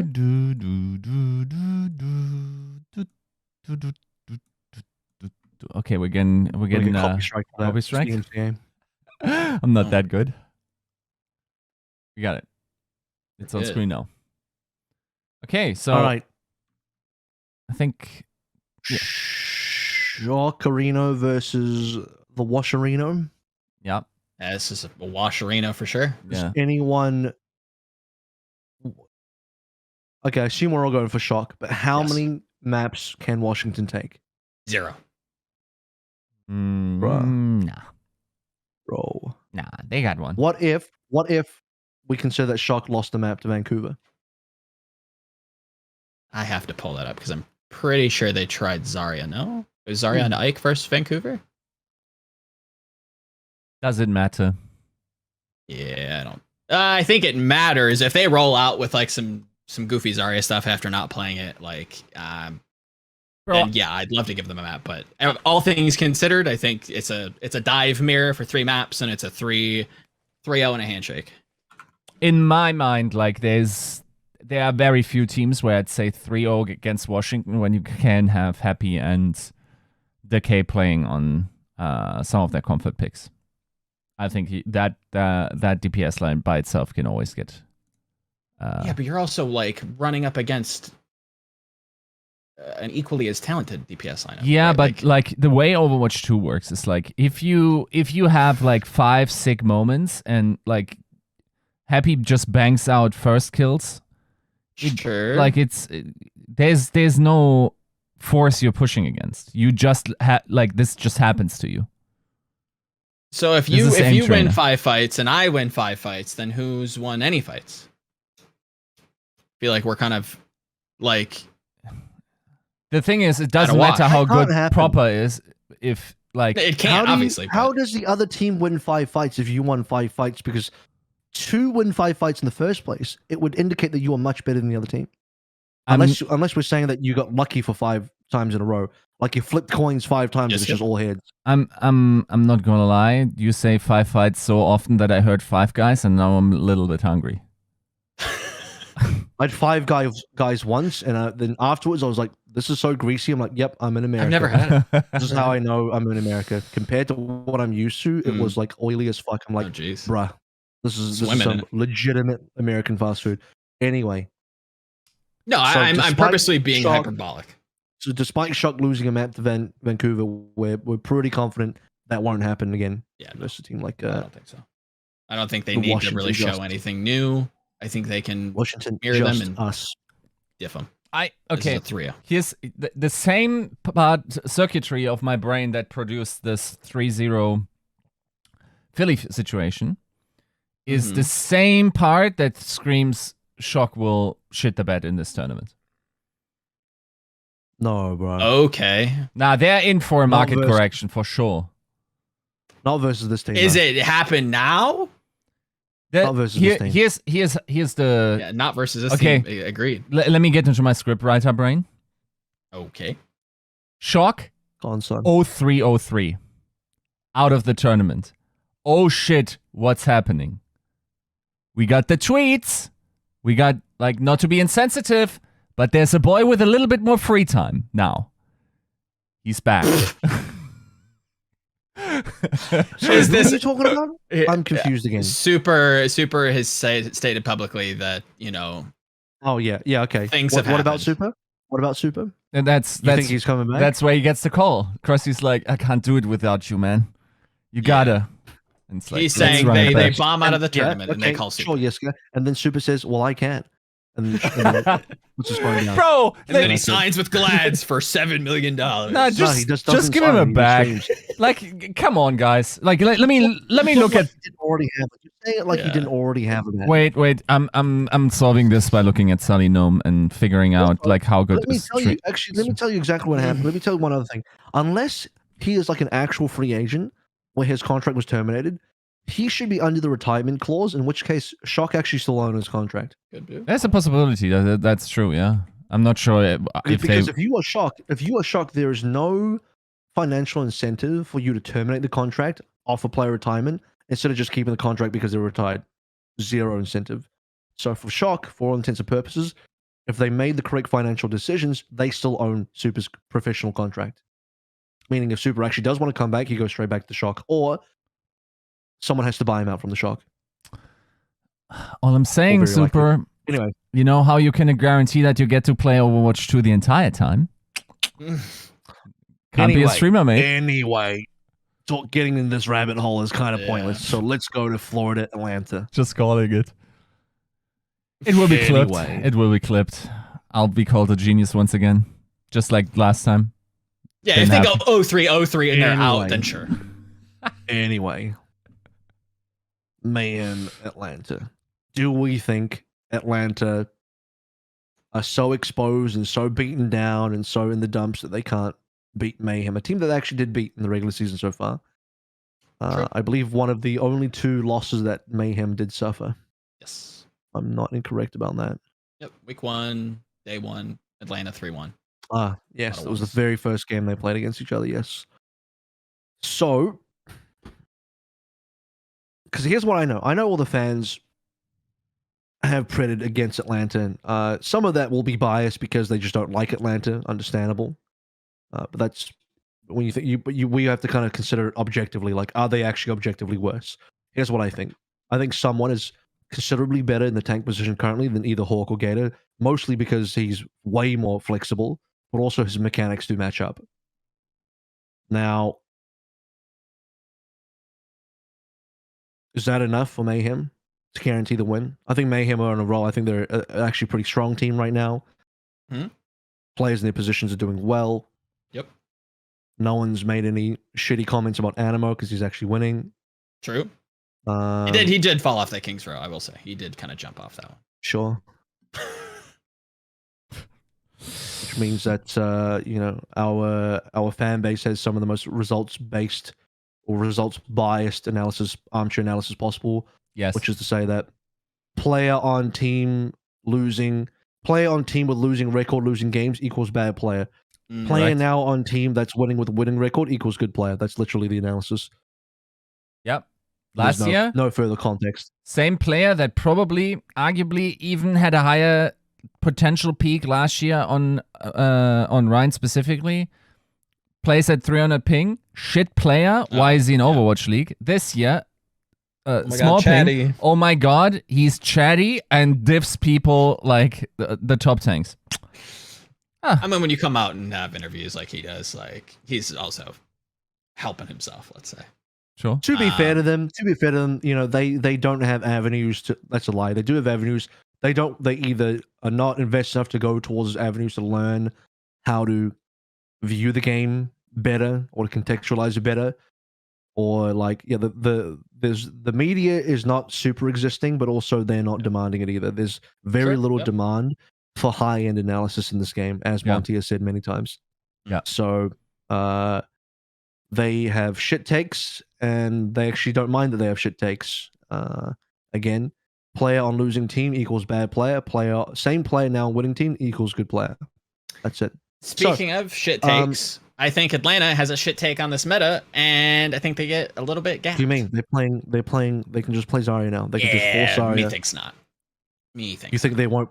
I think they will. I just don't think it's up to snuff. Personally. You don't think Hawk Zarya is up to snuff? I don't think Atlanta Reign as a Zarya team is up to snuff.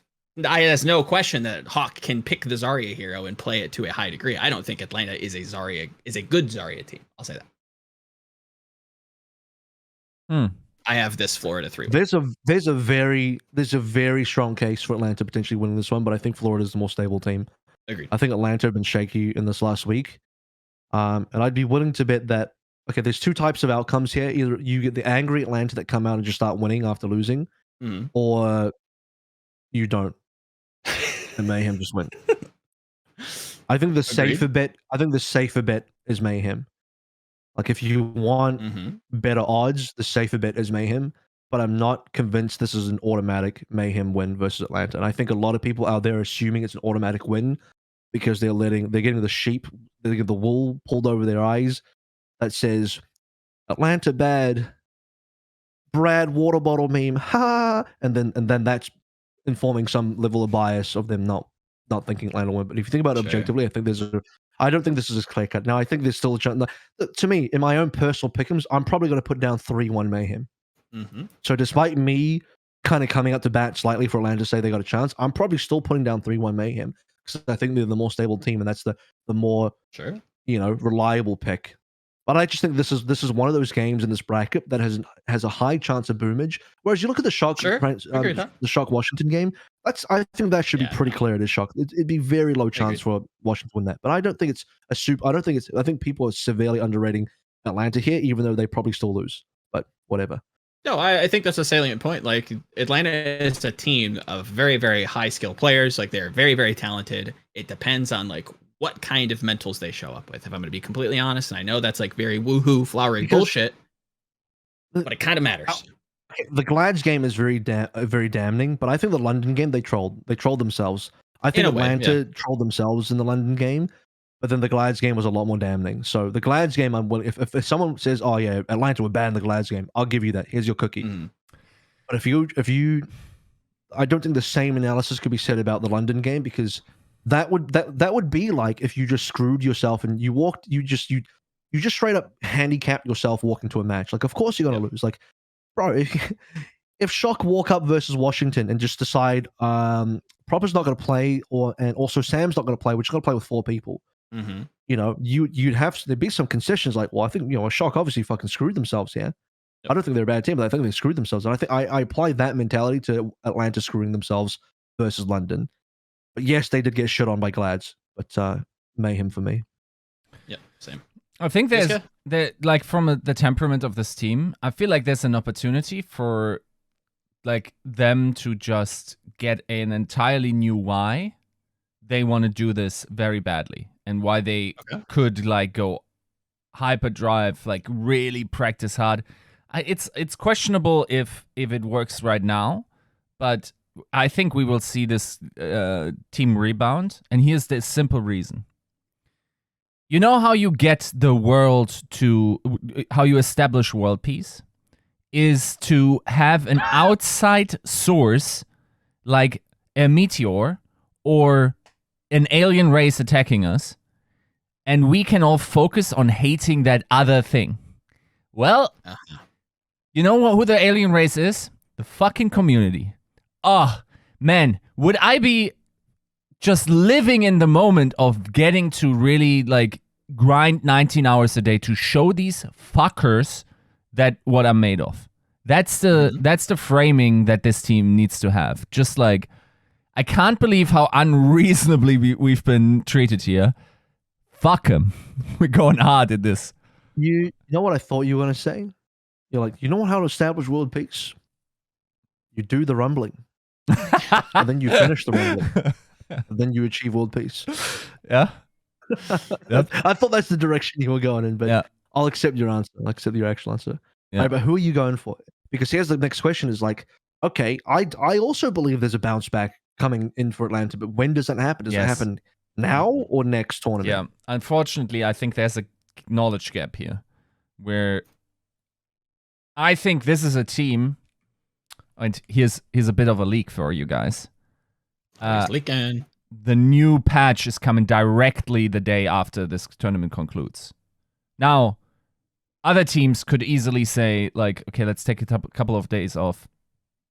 You shouldn't do that, dude. This is where you go hard in the paint. Okay, but that's for next tournament. That won't help them now. This is for the next tournament, and I think it's too early. I think I gotta go mayhem, based on what I've seen.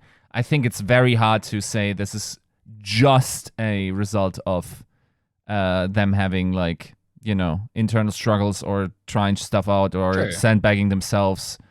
It's like, I think they legitimately have had a problem based on having opted into Doom so early. And we see it also for Houston, that this is a huge issue, and they should have jumped over to Zarya earlier. And I think this is too late. Here's another reason why I think Atlanta will still lose this, despite me agreeing with you, Yiska, that they will have a bounce back. I just don't think the bounce back happens yet. Yeah. Because I will be expecting that Atlanta leans into heavy Zarya meta for this tournament.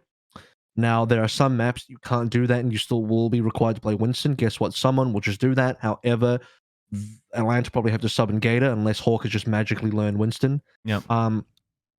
Look, I think Gator had a good season last year, but I think he's heavily under practice for this year. I don't think he's necessarily a shit player, but I think that he has barely had scrim time. He has barely had time to acclimatize with this, acclimate to this team. Sure. And that's hurting his personal results and his look in Atlanta's results as well. Because Atlanta have been predominantly scrimming with Hawk like 90+% of the time. When does Gator get to practice? You bet your fucking ass you can't do it in ranked. Yeah. Because here's the other problem. If you're a substitute player, which Gator is, you literally can't practice this game. Literally cannot. Agreed. So he's literally just rotting on the bench. Yeah. So if you bring in this guy on Winston, it's not going to look good yet. Not at the moment. You literally need to like split your scrim hours and have Gator be in. Otherwise, it's not going to work.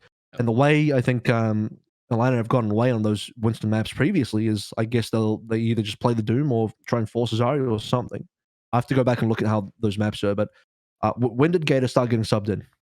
Last week, no? His first game was versus Vancouver, right? His debut? Correct? Yeah, that sounds right. Am I wrong? Yeah. So and when was that? That was literally end of week 3. So the end of week 3. So Atlanta had already played 50% of their matches without Gator being seen a single time. And then only versus a team like Vancouver, which they're expected to beat anyway, he starts showing up. And then they bring him back for the London matchup.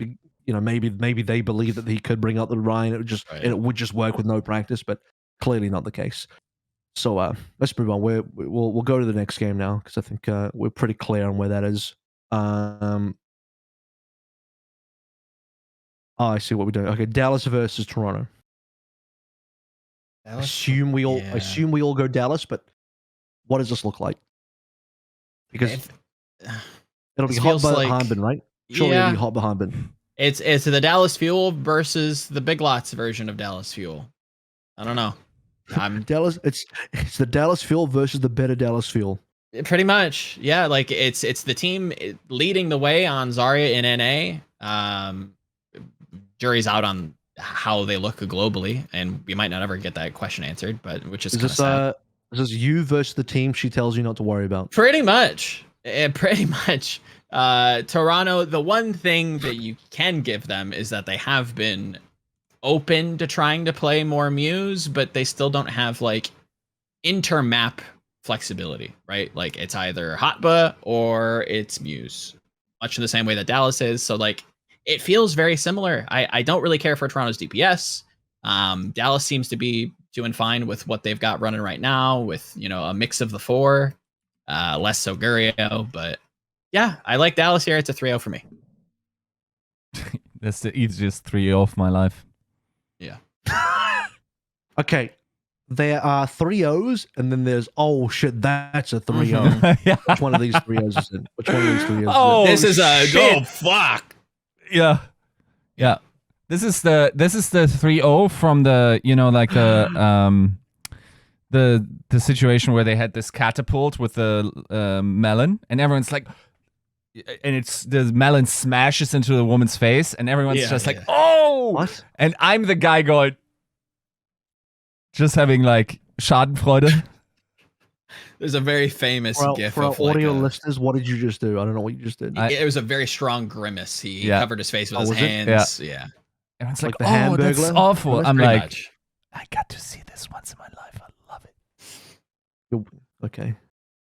I had a Grimace toy when I was a kid from McDonald's. Anyway, Glads versus Houston. Do we want to dive into any of the Dallas Toronto stuff, or is it basically they are just a way better version of Toronto?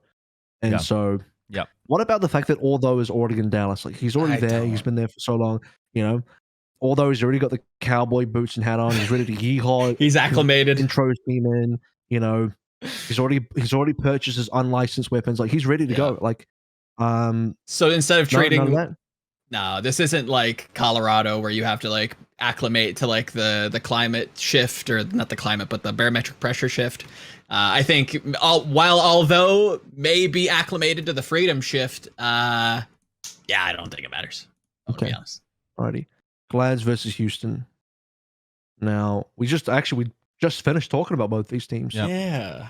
So easy Glads.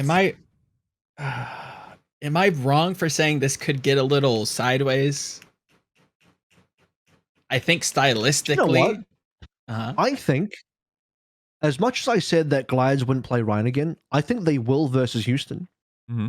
And again, not because Ryan is meta, but because Houston is basically Atlanta, except they need 2 players to do what Hawk can do as one person. So in some ways, it's kind of like bad Atlanta in many respects. Now, that I don't want to simplify it down to just that, because there are other positions and other things like that are different about this team. Yeah. But for the most part, when it comes down to matchups, Houston are an even easier team to read and counter than Atlanta is, based on matchup analysis and hero pool availability. So I think if you're Reiner, you just you absolutely can just bring the Rein out versus Piggy. And Piggy might even be forced to match you, because Piggy did it versus Hardy, and technically they won. Yeah. Well, they did, not technically, they actually just did one, but now you're playing up against the real Chardy, Reiner, because he's got Reiner in his name. So the synergy bonus. That very well could happen. And I think that comes down to execution for me. I think there are ways that like Houston has to be baited. And I don't know how this plays out. This is a very like behind the magic question. But like I don't know if you get to see the other team's roster, no? Like when does that information hit? Until you're on stage? Am I like just even if it is on stage, it doesn't matter. Exactly. Because you are glad, you're like, okay, well, here we go. Dante's in. They're doing a Doom map here. You could even literally predict it. You're like, okay, we're gonna play Ilios. It'll definitely be Dante. And then you play around that. Agreed. So it's more for me on Houston's front, where it's like, okay, if Glads were to pick a map that could feature either or of the styles, you have to basically pay Piggy. Especially if it's not like a strong Doom map. Does that make sense? I think the best chance for Houston is to try and get a map on Escort and have this like Pigma versus Space Mugger battle. So it's Circuit, it sounds like. Pretty much Circuit. Yeah. So I don't know, you have you to gotta basically counterpick. Yeah, it's tough. Like Houston are going to be a Zarya only, but like I said, there are certain maps where Zarya is just not it. Yeah. And you have to think about the Winston. Yep. And that's when Houston are going to fail, because they're either going to sub Dante in for a worse pick, or Peggy's just going to... he's going to be just stuck on the ground on the Zarya, or he's going to have to play a shitty Winston. Yep. So... yeah, I agree. There's going to be a lot of leveraging here. I'm still... very interested in this game. I think this is going to say a lot about Glads if they can pass like the Doom into Rhine check, which again, I'm still kind of a defensive. I have my opinion. It's not solid, but I have an opinion on it that they should. Go ahead. Even Dallas will play Fearless on these Escort maps instead of Hanbin. Agreed. Yes. That tells you everything you need to know about how viable Zarya is on some of these maps. Right. If the best Zarya team in the world is not willing to play her. Right. So... what do you do if you're Houston? your options are Dante and Piggy. Yep. It's scuffed. It's probably just Dante Doom, and you hope and pray. It's an interesting stylistic matchup. I think there's going to be a lot of like very interesting counter picks and some mind games in it. I have this Glads 3-1, but much in the same way that we've talked about Atlanta, I'm very careful with this match. I think this match could get sideways very quickly. Yeah, so yeah, I'm on the Glads 3 something. Maybe even 0. I'm way more willing to give out 3 zeros. Here's a problem. I'm very willing to give out 3 zeros on the show, but then in my actual preds, I feel like I don't give out nearly as many 3 zeros as I should. And oftentimes those come back to bite me, because then I look at my preds and they're like, I'm off by 1. I'm like, yeah, I should have just locked in the 3-0. Yeah. Unlucky. 3-0 is by far the most frequent Overwatch League score historically. Sure. You got 40 of Shanghai running around. And, yeah, I think every season's like 50-50 almost. Like 50% of the matches are 3-0. I think this is Glads. Yeah. You think it's going to be tight? Well, I don't know about tight, but you think there's going to be any pushback, or is this going to be a pretty 3-1? Simple, bit of a 3-1 in there. A little bit of 3-1. Okay. Next up, smooth this baby along. What do we got? Low bracket, Washington, Atlanta. And this is the fixed lower bracket, right? So it's you're not getting you're getting teams from opposite brackets facing up. Yeah, okay. What do you think? Yeah, this one, it's tough because if Atlanta comes out and like looks decent on Zarya, I'd like my prediction back. And it obviously can't be. But as it stands now, with everything that I feel pretty strongly about with Atlanta, this feels like a rematch of week 2. Atlanta coming late to a meta, looking a little slow. Justice knows what they want to do. And I think they get it done. I say 3-1. I don't know if Atlanta's got enough in the tank. You're on Justice. Yeah, I don't like it. Here's the problem with Justice. You ready? Go ahead. They actually don't play Zarya. Right. I don't know if I trust Kalios. Neither do I. I think this is a Mag Winston team, so you're going to have an opposite style matchup. Both teams can play Doomfist, but one team is going to be heavily Winston without the ability to play the Zarya, unlike Shock, who Kaluja will just bounce. And the other team is a Zarya only team with a bit of Doom. Yeah. So I think now here's stylistically, I actually would prefer Atlanta's. If I had to pick between which of the poisons I would prefer to drink here, Atlanta is the lesser evil for sure. I agree. I think compositionally they have a bit of an advantage. However, the Decay Happy lineup, I definitely trust that more than the Kai plus either Nero or Venom lineup currently. Because that's the best part of Washington's team. If that's not getting you wins, then nothing is. But very true. Yeah. This is a coin flip for me. It is a legitimate coin flip for me because it's like I don't know that Mag's going to be enough to get you wins on these maps, but I think Decay and Happy could be to make up for it. So do I still like Atlanta more because they have the better compositional makeups? Because there's more Zarya relevant maps than there are Winston relevant maps. Agreed. 100%. But then again, we are playing double control, not double push, and double control actually adds more Winston viable maps back into the pool because of control, namely. Fuck it, give me Washington then. I'll do it just on that. I'll do it just on that matchup. Double control. Basis. Yeah. I don't like it either. This is a wonky one for sure. Yisker. Yisker. This is a hard one, man. It is. The lesser of two evils.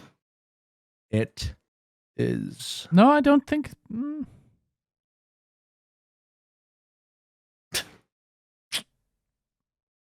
You know what? I think this is legitimately a coin flip, and what puts me over the top on going Washington as well is that we all get to have a clean bracket and discuss the further opponents the same way. So I'm also going Justice. Okay, simple enough. Yeah, we have here what can only be described as the fan favorite pred, which is to get Atlanta out as soon as possible. But I just think I think Atlanta's comeback is next stage, not this one. I agree with Yiska heavily on that one. Yep. So, yeah. Suppose we can just move on to the next game, which is going to be Toronto, Houston. High chance of just a hot but piggy matchup, but also what happens when we get onto Winston relevant maps? I think, can Muse come back? Are they even going to play? They got to play Muse at least for Escort. Yeah, for Escort. Are they go? And that, by the way, Escort with an asterisk because I think Circuit Royale actually favors off tank players versus main tank players. So you would have to see the other Escort maps, not Circuit Royale. But anyway, I would really be interested to know what the status of Muse is because that to me will inform a lot about Toronto. I think Muse has been really solid for double control. And that's kind of what you want to see, right? You want to see Muse come in, play those control maps. Winston's been solid. The dives look good with Muse. I don't know if he's worked out all his issues with KDG and vice versa. But I think if Toronto bank too heavily on Hopper here, that will actually be to their demise because at various points this team looked better with Muse. Agreed. Yeah, I don't. In terms of like the Zarya hierarchy, I don't rate Houston or Toronto all that high. I don't rate Houston at all, to be honest. When you put a double control week, yeah, I think mechanically he's fine. I just don't think this team as a whole has really like gotten up to snuff just yet. I don't like a team like going close with Paris. That's not like the caliber of team you really should be struggling against. So it doesn't put a good taste in my mouth. I think this is a lot of Doom. I think there's a lot of control variance here. I like the DPS of Houston. I think they win both controls, so I'm giving them a Game 5 win at home. Well, remotely at home against the Toronto Defiant. I don't like it, but at sort of home, like sort of, kind of, relatively. If it was double push, I think this gets a little. I think about this differently. But because it's control, because Toronto's kind of across the board, yeah, I'm gonna go Houston here. I don't like it, but I'm going Houston 3-2. I feel like Merit is better than BQB, and therefore I go with. Is this another locker discussion? Are you telling me Merit's putting him into a locker? No, it's not the big. Yiska has an ongoing narrative that anybody who's like mid at Hitscan is just renamed BQB because he's the most like fine like Hitscan player. It's also very funny to just like talk about Hisu as like this franchise player for the Defiant when he's super mid and like basically as good as BQB, which is a little bit disingenuous, but I love saying it because it pisses people off. And all those Heath fans are coming after you now. I feel like this puts a little slander on BQB. What about his Hanzo last year?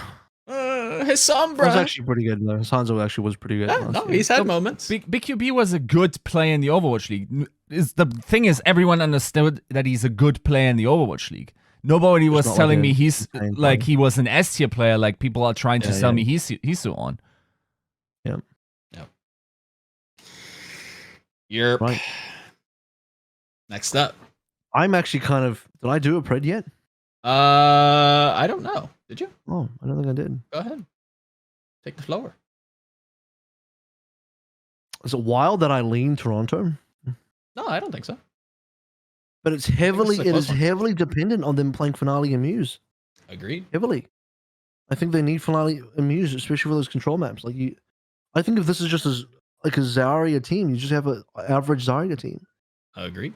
But I think if you actually, which is why actually I almost think the Dallas Toronto game, if Muse and Finale come back in, they're actually reasonable. There's like maps being taken, but now Houston, why do I really just want to go Toronto here? I think they're more flexible. I think there's some average points, but then some like really strong points as well.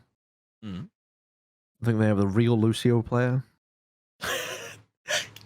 Lastro's not that bad. Chorong is not Chorong. Different. He's yes, not Chorong. He's not Chorong. That's very true. Ah, shit. I'm gonna have to go with my gut. My gut says Toronto. I don't think it's that crazy. We'll you put down Toronto for me, but I think the bracket will remain as Houston because that's the. You guys got me 2-on-1 for that, so fair play. That's all fun. Upper bracket, Shock, Mayhem. Is this where someone proves he's the best main tank? He's just the best tank.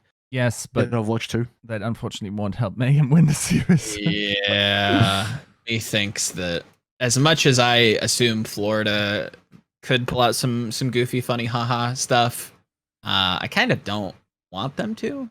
If I'm to be honest, maybe they do here. Maybe it gets them across the line on a map.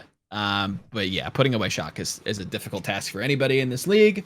So I'm going Shock 3-1.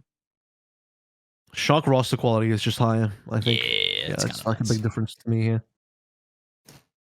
Stylistically, they feel kind of samey. I'm even tempted to 3-0 here, but I will give Mayhem the benefit of the doubt. Benefit of the doubt, say 3-1. So I will go shock. Yeah, Yiska same. will Yeah. go I think it shock. will be a good match. I think you should just have to give it to shock, given the history of the stage and whatnot. Even though I will say, I feel like this is where the interesting shit comes out. No, I think like Florida probably doesn't feel like they have to go all out against Atlanta.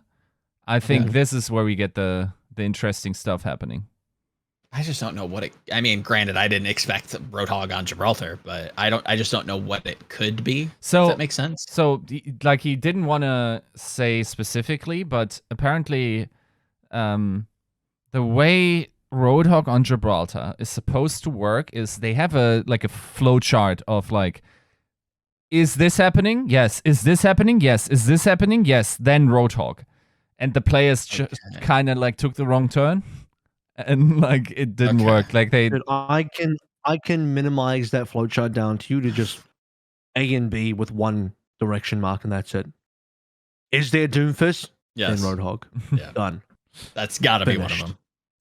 Did the opponent play Doomfist in the match? Yes. Yes. But apparently that wasn't enough. Like there's another thing that didn't happen, and that's why I got you. Is there Doomfist? Also, are we losing? Therefore, Hog. Yeah. I've added an extra step to the flowchart. Magical. Now we've arrived.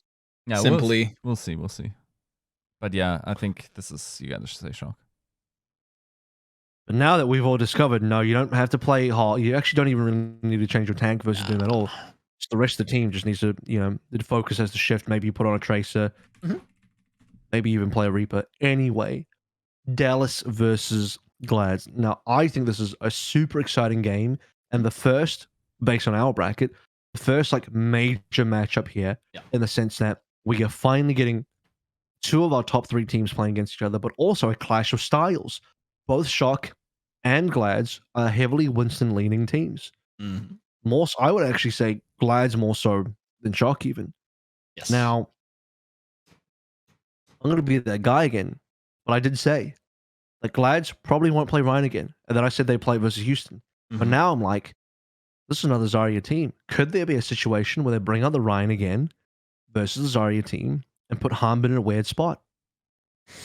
Because I think Ryan has like a 6-4 kind of matchup, maybe even 6.5 versus 3.5 kind of matchup versus the Zarya. Legit. I think Ryan is meta. I just mean I think you can punish Zarya teams. 100%. I think that I think I agree with you there. I think we really haven't seen. I have to look at London's like strength of schedule, but I don't feel like we've seen London like well prepped, well practiced against like a top tier like a dive team. So I'm I guess a Zarya team rather. Sorry. So I'm hesitant to say it is as favored. But I think I agree, just like how I think that matchup goes, flowchart wise, where like historically Ryan comps have just been able to like speed on like these very stagnant flex tanks, like Sigma. London have never played up against like a real we are a Zarya only team. Yes, yeah. So it's to be fair, there's not many we are a Zarya only teams. Yeah, it really is just the fuel, and now it has to be Houston and it has to be Atlanta. Yeah. But those come after the fact of them revealing that Doom is actually, or rather, coming to the conclusion of Doom not being the best anymore. Correct. So I think I agree in concept. And I think we will see it. I think that when we have seen Dallas, granted this is a stretch and a half to go back to week 1, but we have seen teams in the past try to abuse the tank inflexibility. And I think that's what Glads are, prepping for, but me thinks that this doesn't get across the line. I think Dallas is like well prepared. While it might be a 6-4 matchup in concept, I think Dallas is executing at a level that I don't know that it matters. And I'm still very suspect of Glad's second DPS option, where I think it's pretty cut and dry for fuel. So I'm going to say this is a 3-2. I don't know if it's the reverse sweep, but can we rate Doha Edison that highly? It's not that I don't rate them highly. It's just not Patafan, if I'm going to be honest. I'm really not sold. Anti-Patty. Yeah. Panda. Fucking hating over here. Anti-Piggy, anti-Patty. Look, I gave him an excuse week 1, and thus far he really hasn't shown me much. I like Ons more than I like Patty. But I don't think you can play the Rhine without Patty, so it's like, ugh, I don't know how to feel about this. I'm actually going to double back on that. I'm actually going to maybe do a bit of a U-turn on that Rhine discussion a little bit, because I think looking back on it now, because it's double control, it's actually going to be less viable for Rhine overall. Sure. You probably get better output on Winston on most of those control maps. Yeah. And I still haven't been proven like the dive into the Zarya is like good. Like nobody's really given me much of a different look to say, look, like we know how to play against Zarya teams. Haven't seen it. Have not just seen no Zarya teams. We have one Zarya team, and now we have 3, but up until last week, we only had one Zarya team. So I mean, I'm even looking at APAC. I'm like, all right, maybe they have a different read on like dive into Zarya. And it's Zarya teams. Agreed. And like again, the Winston and Zarya matchup, I'm like, I haven't seen a Winston team like really give me anything to chew on. It's kind of the same shit. There's execution. Soul's Winston team is insane. Fair enough. Also, Shanghai are also a Winston team. They're both they're like a 50-50 team. Okay, so the question for me is not necessarily that they're just winning, but like, are they doing anything significantly different than what you've seen in NA?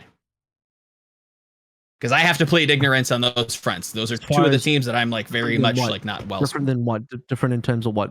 How good they are at Winston? How they're using their resources, where they're making their dives, are they aggressive, are they passive? Literally anything.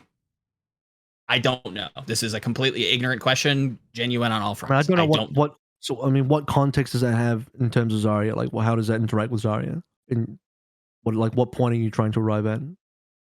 My point is that we have not, at least in my mind, in my research, I have not seen enough good Winston into Zarya to warrant that matchup being not like 7-3 Zarya. Just like conceptually. It feels like the Zarya team is like heavily favored. I can tell you the Zarya is not the thing that's beating the Winston, it's the Reaper. Sure. I agree. Just speaking compositionally, not looking at the heroes.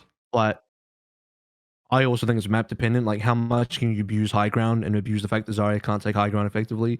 Sure. So it's not even just like in a vacuum. I think in a vacuum where it's all one dimensional, 1D, just on this flat surface, yeah, Zarya just wins most of the time, probably. But yeah, there's a lot more. I don't know. I'm not willing to park myself on either side of the fence of like Zarya is better, Winston is better, until we see Dallas clash up against some better Winston teams. Okay. Or rather, until teams like Shock and Glads play Dallas, then I'll be a bit more informed on that. I just don't know yet. I think Zarya, I'm slowly leaning Zarya, but that's because every time I see double push, it makes Zarya look way fucking better. Sure. Then you have to realize there's a double control tournament, and that means I think Winston has an edge. I'm slightly tempted to go Glads, but I think Dallas are the more, they're the more stable team. Because I'm still haunted by the 2 reverse sweeps. Yeah. I think the Patty conversation is somewhat valid. I don't invalidate I think it's overblown, but I don't think it's invalidated. Meaning that I don't think Patty is this huge problem that everyone else seems to think he is. Agreed. I can tell you the Glads don't think he's a huge problem compared to what everyone else thinks, because otherwise the guy would be fucking perma-bench and Arn would play every single game. Yeah. So, oh god, I want to go Glads, but can I go Glads? Maybe if Yiska goes first, I'll decide. Yiska? I'll just do a bit of I'll have what he's having. Depends on what he's having. Depends on what he's having. Oh, this is a man who has trusted, like has now realized, like, I got the sauce. I got the magic sauce. The thing is, like, I really want to say Glads, yeah. I really do. The thing is, I want to say, after all that good shit yesterday, come on. No, the problem is if this is push week, yeah, and if we find out that this second bracket for some, ooh, wouldn't that be fucking crazy? Rules don't mean anything in this motherfucker. Come on. I got you. Here's what's gonna happen for every single match. What's gonna happen? Both GMs or head coaches will head into a private room. They'll flip a coin, and then the winner decides whether it's double control, or double push. Oh. I heard the grand final. I'm joking, but just to be clear, the fans who think I'm serious, I'm joking, but I just want to paint a picture of Yiska's perfect hell. No, my perfect hell is the grand final being only push. 7 maps of push. 7 maps of push. Jesus. That's the Let's play capture the flag. I mean, if we don't care about competitive integrity, let's just play 7 rounds of mystery heroes at that point. Let's get it. The thing is, I'll tell you what, it's mystery heroes is less predictable, is way less predictable than push. Is easily one of the most predictable game modes. True. At least I have excitement in mystery heroes, and I don't know who's going to win 4 minutes before the game ends. Why don't we come slap them together? Mystery hero push. Balanced. Unironically, probably improves push at this rate. Yiska, what are you doing? Are you going Glads here or what? I'm a fucking coward. I'm going Dallas. Yeah, you're a puss. In that case, I'm going to be a contrarian and go Glads. There we go. He's going to be right, and I'm going to be wrong, even though I had the feeling, but I didn't trust it. Well, should trust in your astrology. Trust in the tea leaves. See, when I told you I wanted to wait for Yiska, this is what I was waiting for. Oh, to betray me? I was waiting for Yiska's real pick that he should have gone with, and then his fake pick that he's been forced to go into. He's been peer pressured to go into. And then I know what to do after that. I get post-match interviews, and like I bet against Dallas to be like, you know, special, and then Tasmo laughs at me, and it hurts. Because of course he laughs at me, because he has like the best team in the world. Like, this is annoying, man. He's speaking for the position of power, and I'm just the hot take boy. All right, then give me a hot take of this low bracket match: Glads versus Washington. Surely that's decided. Yeah, the hot take boys. No, that's a Glads. We're here for cold takes only here now. Yeah, which we're only doing cold takes. So are we just all going Glads? Is anyone a bat for Washington at all? No batting for Washington. I think the only question is this like a 3-0 or like a 3-0. Well, you don't think there's a good map that Mag can outplay Reiner and Decay and Happy go full nutty mode and Patty Pan gets nervous? No. I mean, there's always that like assumption. But like it's a dice roll versus like an establishedly like strong, consistent team for the most part. I'll say Washington get the first map, and then Glads beat them after the next 3. Yeah, I think the first map, Mag goes full sicko mode. Patty's a little nervous, hands are sweating slightly. He didn't use his proper hand warmers. Okay. And then Happy and Decay go full sicko mode, and then somehow forget to play the game for the next 3 maps. So there you go. Glads 3-1. I've got this Glads 3. I don't think it's going to be close, personally. Oh, the pollen. Okay. What's weird about this is that in my bracket, Glads aren't here. So I don't know what to do, but I'll just pretend we're basing it off your bracket. Okay. We can do that. What do you got, Yiska? Saying Glads? Wait a minute. They put fuel for me. Does that mean... I mean, we could do your bracket. So who would it be here? It would be, you said... fuel here? You said, yes, it would. Unless the seeding makes it different. It doesn't, right? Does it? Eric, help? I don't know. Because I have Toronto versus... I mean... It's fine? Be Justice versus the loser of this previous match you talked about. Right. So, they're not reseeding based on initial standing. I have Dallas winning that still, so it doesn't really matter. But all right, Mayhem versus Houston, or in my case, Fuel versus Mayhem. Oh, what do you mean? I don't know. No. I was looking ahead. Ignore me. So, AVRL, in this case, you have Toronto versus Mayhem. Because Toronto beats Houston, then loses to Glads in my bracket, right? Correct. But then how does Toronto go up against... Oh, no, I'm getting confused. Okay. We'll do this version first. Mayhem versus Houston. Is this the end? Is this the end of the Pigma? You probably won't even really play it. The end of the Pigria. No Pigria, no Sangria, no nothing but someone. I like Sangria. I've never had sangria. It seems fruity, seems nice. But I think Florida probably will be sipping some sangria with this 3-1. Personally, I think that they're coming in hot. They're flexible for the most part in terms of form. I can't necessarily judge their Zarya just yet. I don't even know if they're going to play it. They probably should, maybe. And then Houston is the Doom team that's struggling with Zarya. So yeah, this is a 3-1 Florida. I'll give Houston a control somewhere in there. I'd say Mayhem probably be both for me. Probably be willing to go Mayhem here against either Houston or Toronto in the same position. I agree. I think they're just like a dark horse, actually. They're probably my 4th favorite team to win this. Yep. Agreed. What an insane result. Yeah. For a Moneyball team. Yeah. 4th place, by the way. That's a wild. That's like the result that teams like Vancouver wish they could get. Right, like dream. Yeah. So, what's next? S5. SF, rather. That is Shock versus Dallas. Or in This my is another case, good one. Lads versus Shock. Let's do Shock versus Dallas first. In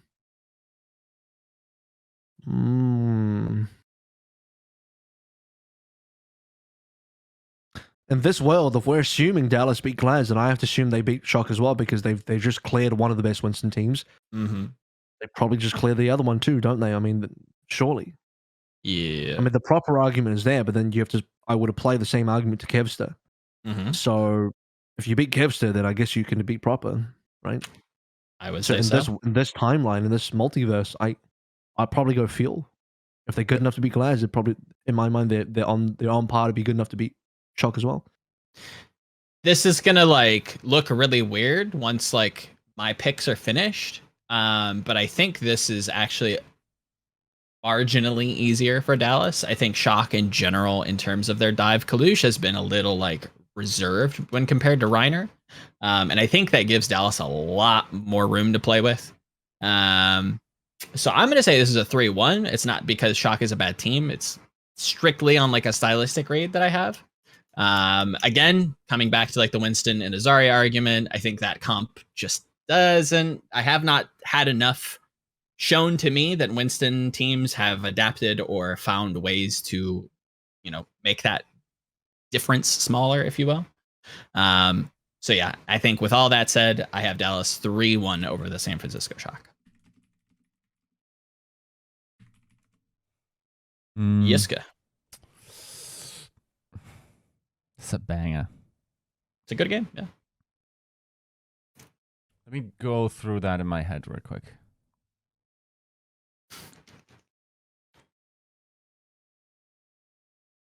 He's entered his mind palace for the audio listeners. His third eye is open. I'm playing tic-tac-toe. Yep. Any tic-tac-toe players?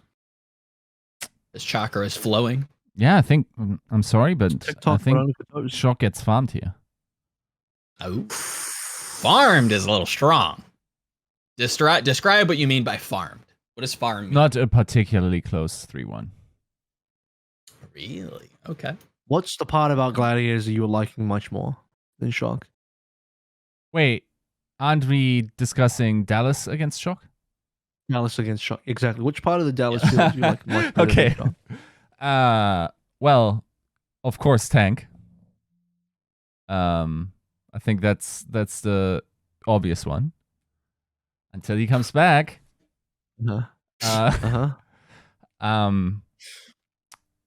I feel like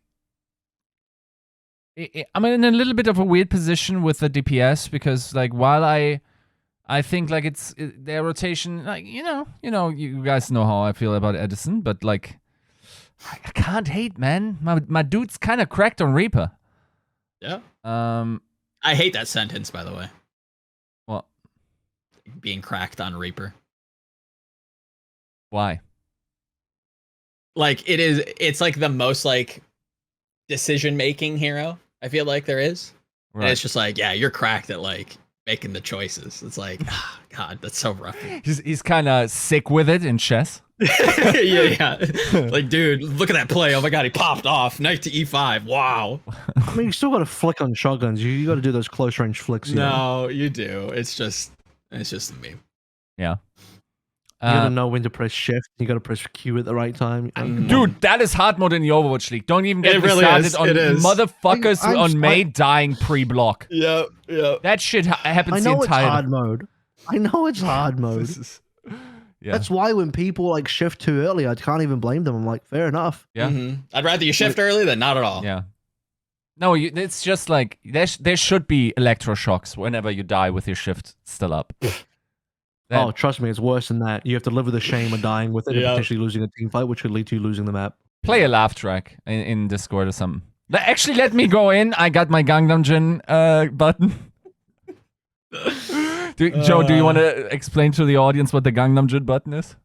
TLDR for the Yiskord Lord. Please don't play it on the podcast. The audio listeners will mauled. I'm not getting this spot claimed. For the lore, agreed.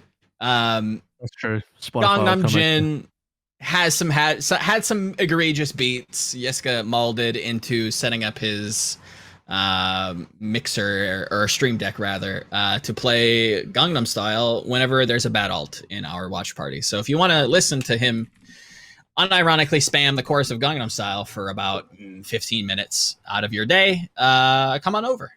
That's the lore. Back to you. What are you pretting?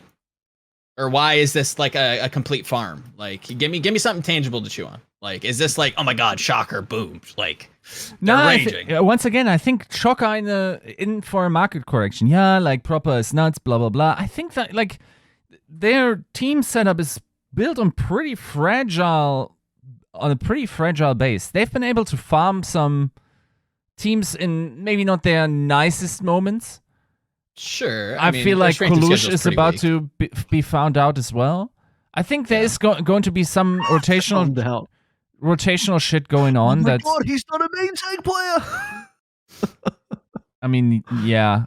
I also think like there's probably not a hero in existence that Hanbin is not better at.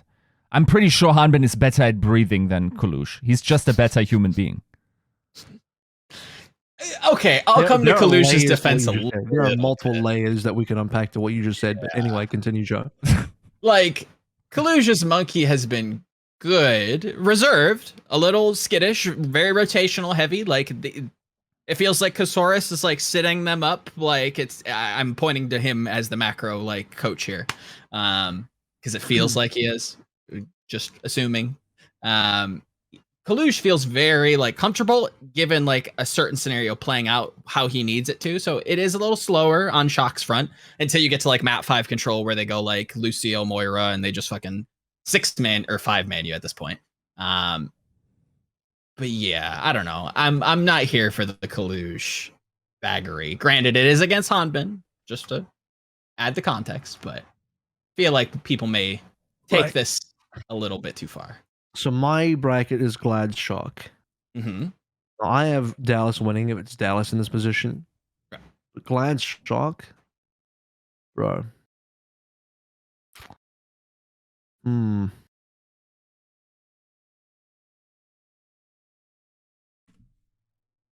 Fuck, kind of tough. It's not Kevster versus Proper. Mm-hmm. I don't even know what to think about that. Both goated players, like.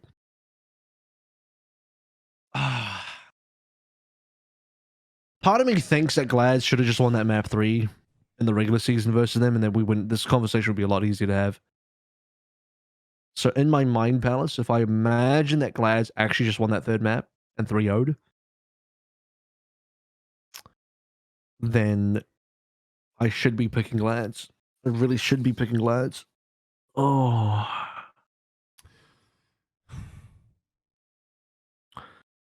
If this isn't the result of your consequences. Or, okay, I messed this up. You know what I mean.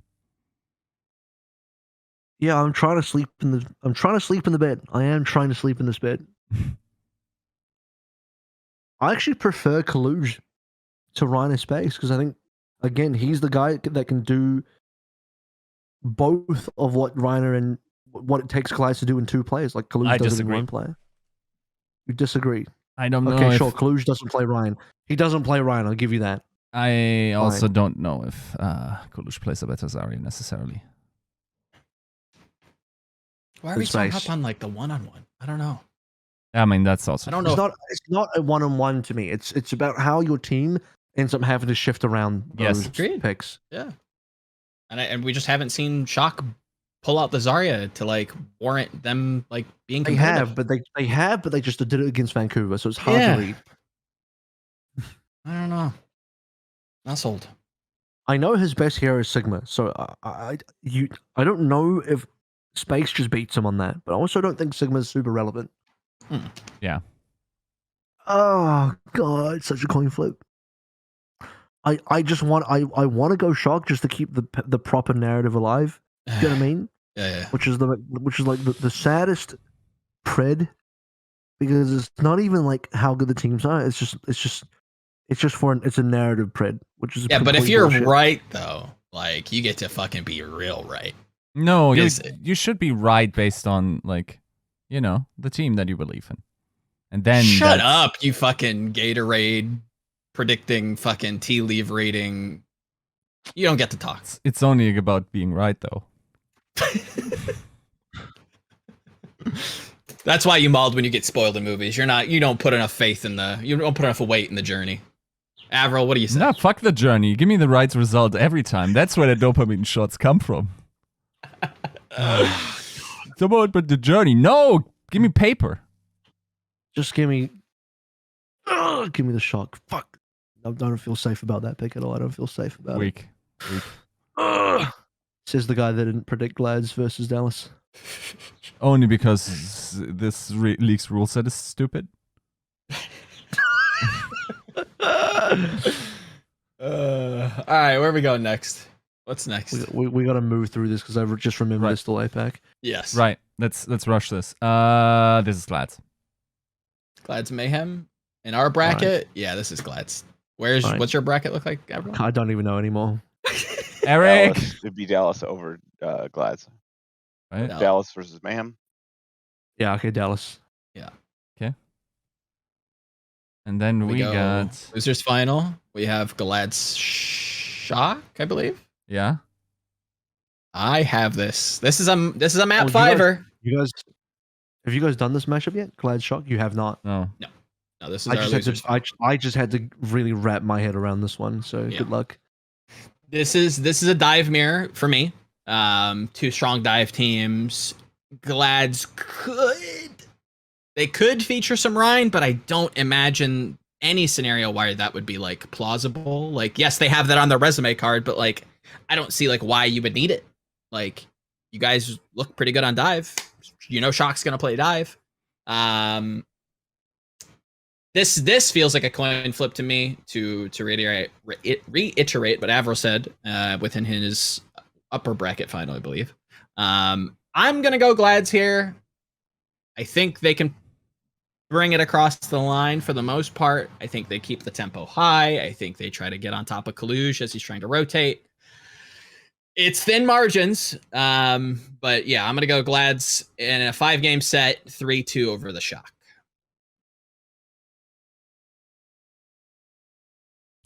See, now I want the narrative as well, but I don't care about people. So my narrative is all based on the idea of shock value, which is to give Shock no value and say 3-0 Glads. My God. 3-0? Yeah. Okay. Wow, so you're on like the heavy anti-shock. Bro, we are getting Shock's, like Kalush's ankles will be broken. Okay. Rhina's too agile. It's too agile. They can flex. Yeah, but like, does he really need to though? You think they're playing Ryan to like dive stuff on like control? I don't think so. No, they play Zarya. What's my lower final? Dallas versus Glads. Oh. Do I want Dallas in the final or Glads in the final here? Are you ready for some anime bullshit? I hate this. Hit me with it, Eren Yeager. I hate this. Sasage Omi. I think there is a. Oh man. Do it. Say it. Do it. What was the? We already had a Dallas versus Glads matchup, right? Even in my bracket, did we? Yes, it was a winner's semifinal there in round 2 on Friday. And I picked Glads, didn't I? Shit. Maybe they learn something, you know? Maybe they pick up something. They know how to beat him now. Come on. What's the anime Dallas bullshit? at their home event as well. It's true. Did Dallas maybe do some feelers bullshit and they just, oh, we're not a Zarya one-trick team. We can do some feelers BS. And they do something there. How much Edison Reaper can they really get away with? Is another question. Fuck, my heart actually wants to go Dallas, but I think I'm so tempted just to stick with Glads here because I've already established that I think the Winston comps will come out on top for this tournament because of the double control. That's the direction I'm heavily leaning towards. I'm very biased against that matchup analysis simply because of double control. Fair. All right, I'm gonna go Glads and then the Glads shock final. Fuck it. Ooh. Fuck it. Spicy. I like it. I have to follow. I think Zarya comp is good, but I think this tournament favors Winston. Ow. I think that's the flag I have to firmly plant on this hill that I'm willing to die on. Apparently. Finals. Do we all have the same finals? No, you have Shot Glads. We have Dallas Glads. Okay, well, Dallas Glads and go on. Yiska, do you feel strongly about this either way? I open my hoodie and reveal a Glads jersey. No, I kind of want to do it, man. No, you don't. But then, if I do it, Glads gets 0303, and I look like an idiot. You're goddamn right, you do. I'm getting egg on my face. Yep. Egg acquired. Any egg faces? No, I'm too scared of Tasmo, so I'm going Dallas. Any maps you think, like, is this close? Is it... What's going on? The problem is, I think the second time is... I feel like, generally speaking, over the last 2 years, I learned that Rush only gets stronger the more often he plays people. Okay. Especially the second time around. I think, like, Dallas is a really good team at, like, coming up with short-term solutions over a weekend. So if I say, like, Dallas is winning the first matchup, I can't see them losing the second one, man. Yeah. I also still believe in the AVRL that told us Dallas is the best team in the world. I still am with that guy. Yeah, I don't know. He changed. Yeah, the very incorrect whiny Houston fans beat that AVRL out of me. Don't let them get to you. They're not worth it. It's also a their homestand, dude. Like, true, yeah. Not wrong there. See, now you'll get into the anime even heavier than I am. You're just like, well, homestand, they gotta win.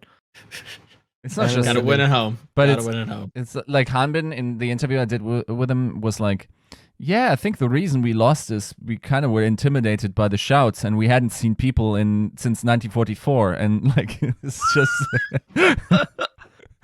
yeah. No, I think it's a Dallas win. I agree. I think this is Dallas 4-2 for me.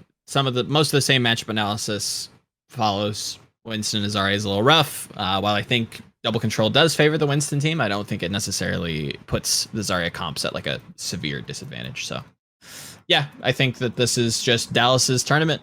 They're ahead of the meta. They might just damn well be the best team in the world at the moment, and they're executing well past. Again, you look at the Gladiators, there are a little bit of holes meta-wise and even at the player level. So I think they're gonna go far, but I don't put any team above Fuel right now. Personally. All right. I'm on the Gladiators storyline here. And I got them winning. Even though I had Shock winning first. Did I have Shock winning first? Gladiators come back on a rampage. and I believe in the power of Australia, and also I will have my residency revoked if I don't spread them.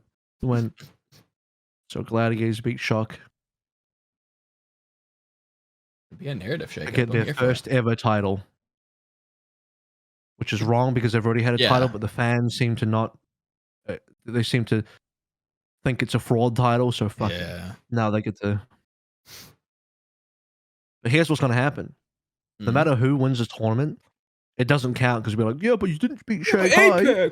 APAC, you didn't beat any of the. You didn't beat the APAC team, so. And like, are we that upset about that minor side point? Like, can we just not have regional tournaments and like that's okay? I actually just prefer like minor this. titles. I think this is fine. I think we could have done 4 Hawaiis this year, but like, in some ways, the build up for the internationals almost makes it more exciting. Hype. Yeah. All right, well, that's the bracket then. That's the bracket done and dusted. So I did the very contrarian thing. I knocked Dallas Fuel out of their home tournament in the losers bracket, which is a point that I'll very easily come to regret, I'm sure. But I think not many happened last year. Huh? I think not many of these rookies having LAN experience actually matters here. Right? No? Maybe. I think it depends on the person, but I think in general, I'd agree. All these teams have rookies. Shock have the most, but I mean, all these teams have some rookies. It's not like there's a team coming in here that's just like all veteran up. And if they are, they're apparently getting knocked out early. So. I mean, like, if we're going to put credence into what Hanbin said in that interview, like, even some of the most veteran players are being affected by it, you know, in ways. So it's like, I don't know. Don't know how much. I think the home crowd advantage is going to be big. I think it'll mean something. Let us talk about Asia Pacific region. Even though there's not much Pacific in there, it's mainly just Asia. We really could just rename APAC to just Asia, but we've gone with APAC for so long that it's just APAC now. That the name is stuck. Even though I think more accurately, it should just be Asia. Righto, this last week, we're going to focus on 3 particular games, even though there was a million games. First game, Seoul, Shanghai. Wow. Shanghai's back, baby. Shanghai officially back. I think they were already on their way back, but after seeing that game, Shanghai mostly back. I say mostly because there's still room for Shanghai to still grow into, and that's scary. And they're already looking good. So I think one of the big like questions that at least I had last week was, you know, whether or not like Shanghai was going to draw a line in the sand. Do you feel like they have with this victory, or like do they favor any comp? Line. Are they more Zarya or are they more Winston? No, they're both at the moment. They have not decided. Okay. But I think this team is better as a dive team with Who Are You than as like a Reaper team with Fleto. So in that regard, I actually prefer them as a Fate Winston dive team because they can unlock Who Are You, who is looking like their best player, no cap, legitimately looking like the best player in Shanghai, which is not something you'd catch me saying last year or even the preseason. I mean, this is his meta, right? Like, if Genji's like playable, like he's playing it. You said that about Sparkle, but he's currently benched. True, but that's where I go, like, line in the sand. Dallas has just opted out of it. I don't know. So yeah, I don't know if you guys have any thoughts on where APAC is. I'm obviously the guy that watches APAC because I'm there live, but not caught up with this last week. So like, I am very much like trying to disseminate. I've seen you in the Discord viewing party. Yeah, but it's like 5 a.m. I'm not like, it is not piercing my thick skull at that hours of the day with people yelling and screaming about pee poo poo. You've arrived at the lecture, but you've taken no notes. No, 0. Negative notes. I have to be a VOD Andy for APAC, and it is a struggle. So it's like, I remember for the most part, Philly Spark being kind of just like a back and forth like slog, with Spark kind of, I wouldn't say being gifted, but like it felt like Philly was in a very strong position to close that out 3-2, and then it kind of just goes back and forth. So like, I don't know that I feel all that strongly about Spark. So that's where I'm like, okay, AVRL, I defer to you. Tell me I'm wrong. I don't feel too strongly about most of these teams. So, Yiska. I know you were there in the viewing parties. I was here. Saw your name pop up. Mm-hmm. So where are you at mentally? With what exactly? He's with me. I'm gonna spoiler. He's with me. The topic at hand. We're talking about Shanghai Soul.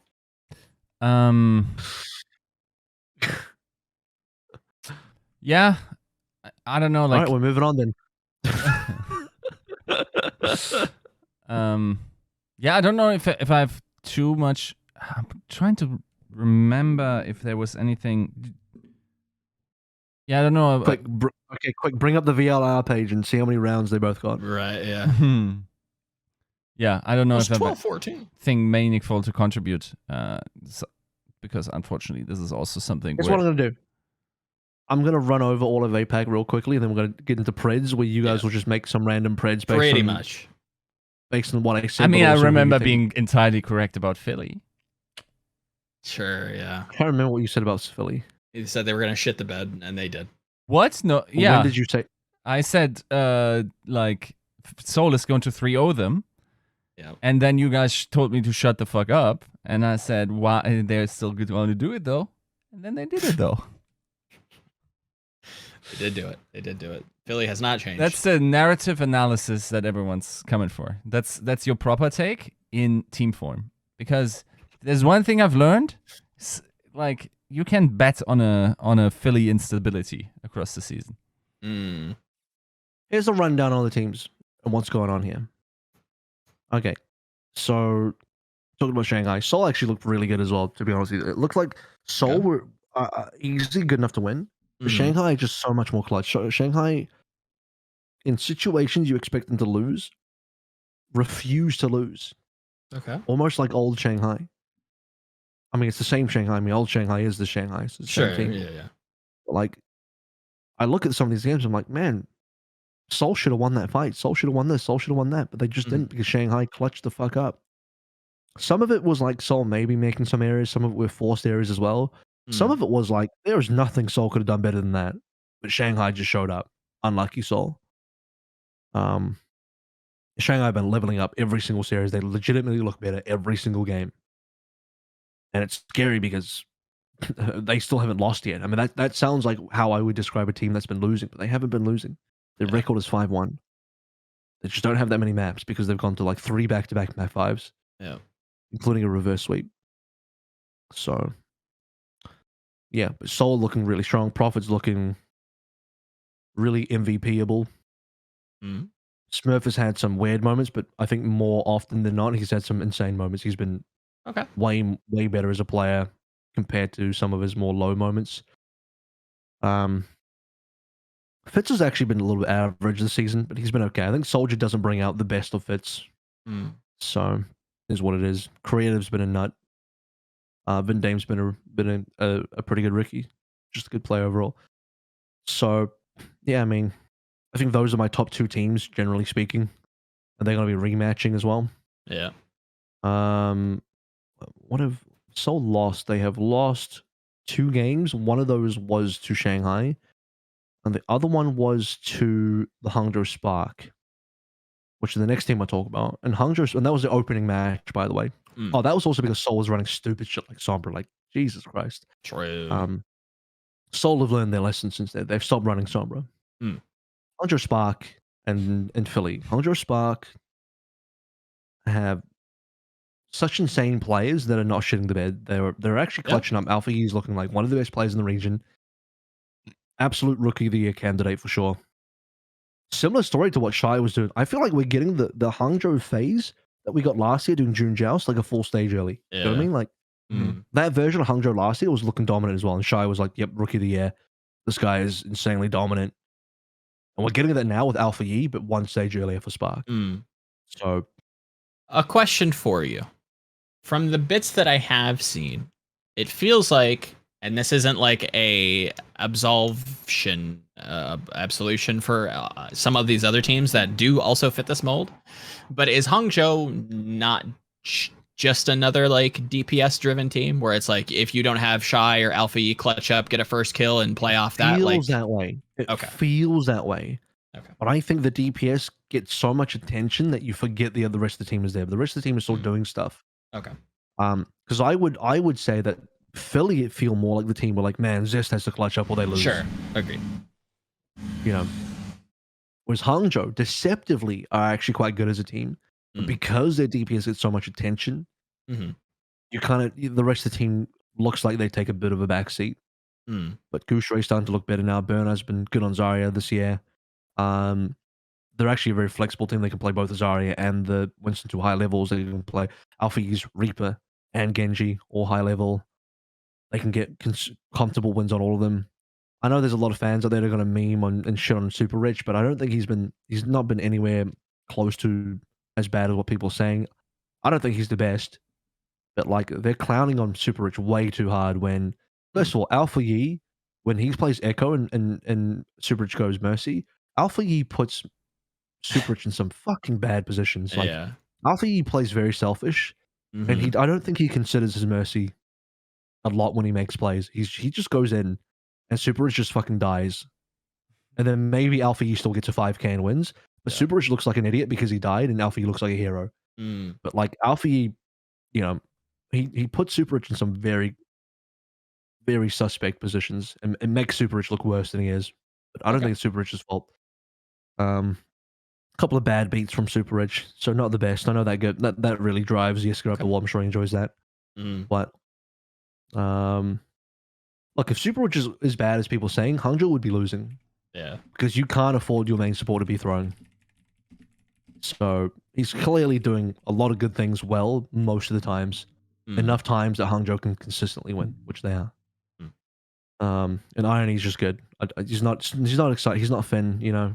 Sure. He's not super exciting. He's not Easy-Aki or creative. He exists. He does his job. Not super flashy, but you know he services his team extremely well. Right. And he's not a feeder, so you know that's what you need. So yeah, Hangzhou's teamwork has been deceptively good, and then on top of that, the individuals on the DPS line have been wildly good. Agreed. That definitely has stuck out like a sore thumb. Was just to say with Spark for a moment, did the game script for Philly Spark end of week 5, I believe, like this last game for APAC, I believe. Did that kind of go according to what you expected it to, or was that a little bit too dicey from either camp? Like, was that just like bad form? I expected Spark to win, but Philly put up not only a good fight, but Philly put up enough of a performance that they could have won. Right, yeah. So that speaks well to Philly's comeback potential, because they had a rough game 3 and 4. And then 5 and 6, they started coming back. Enough so to secure themselves a position in the tournament. Not comfortably, but they're there.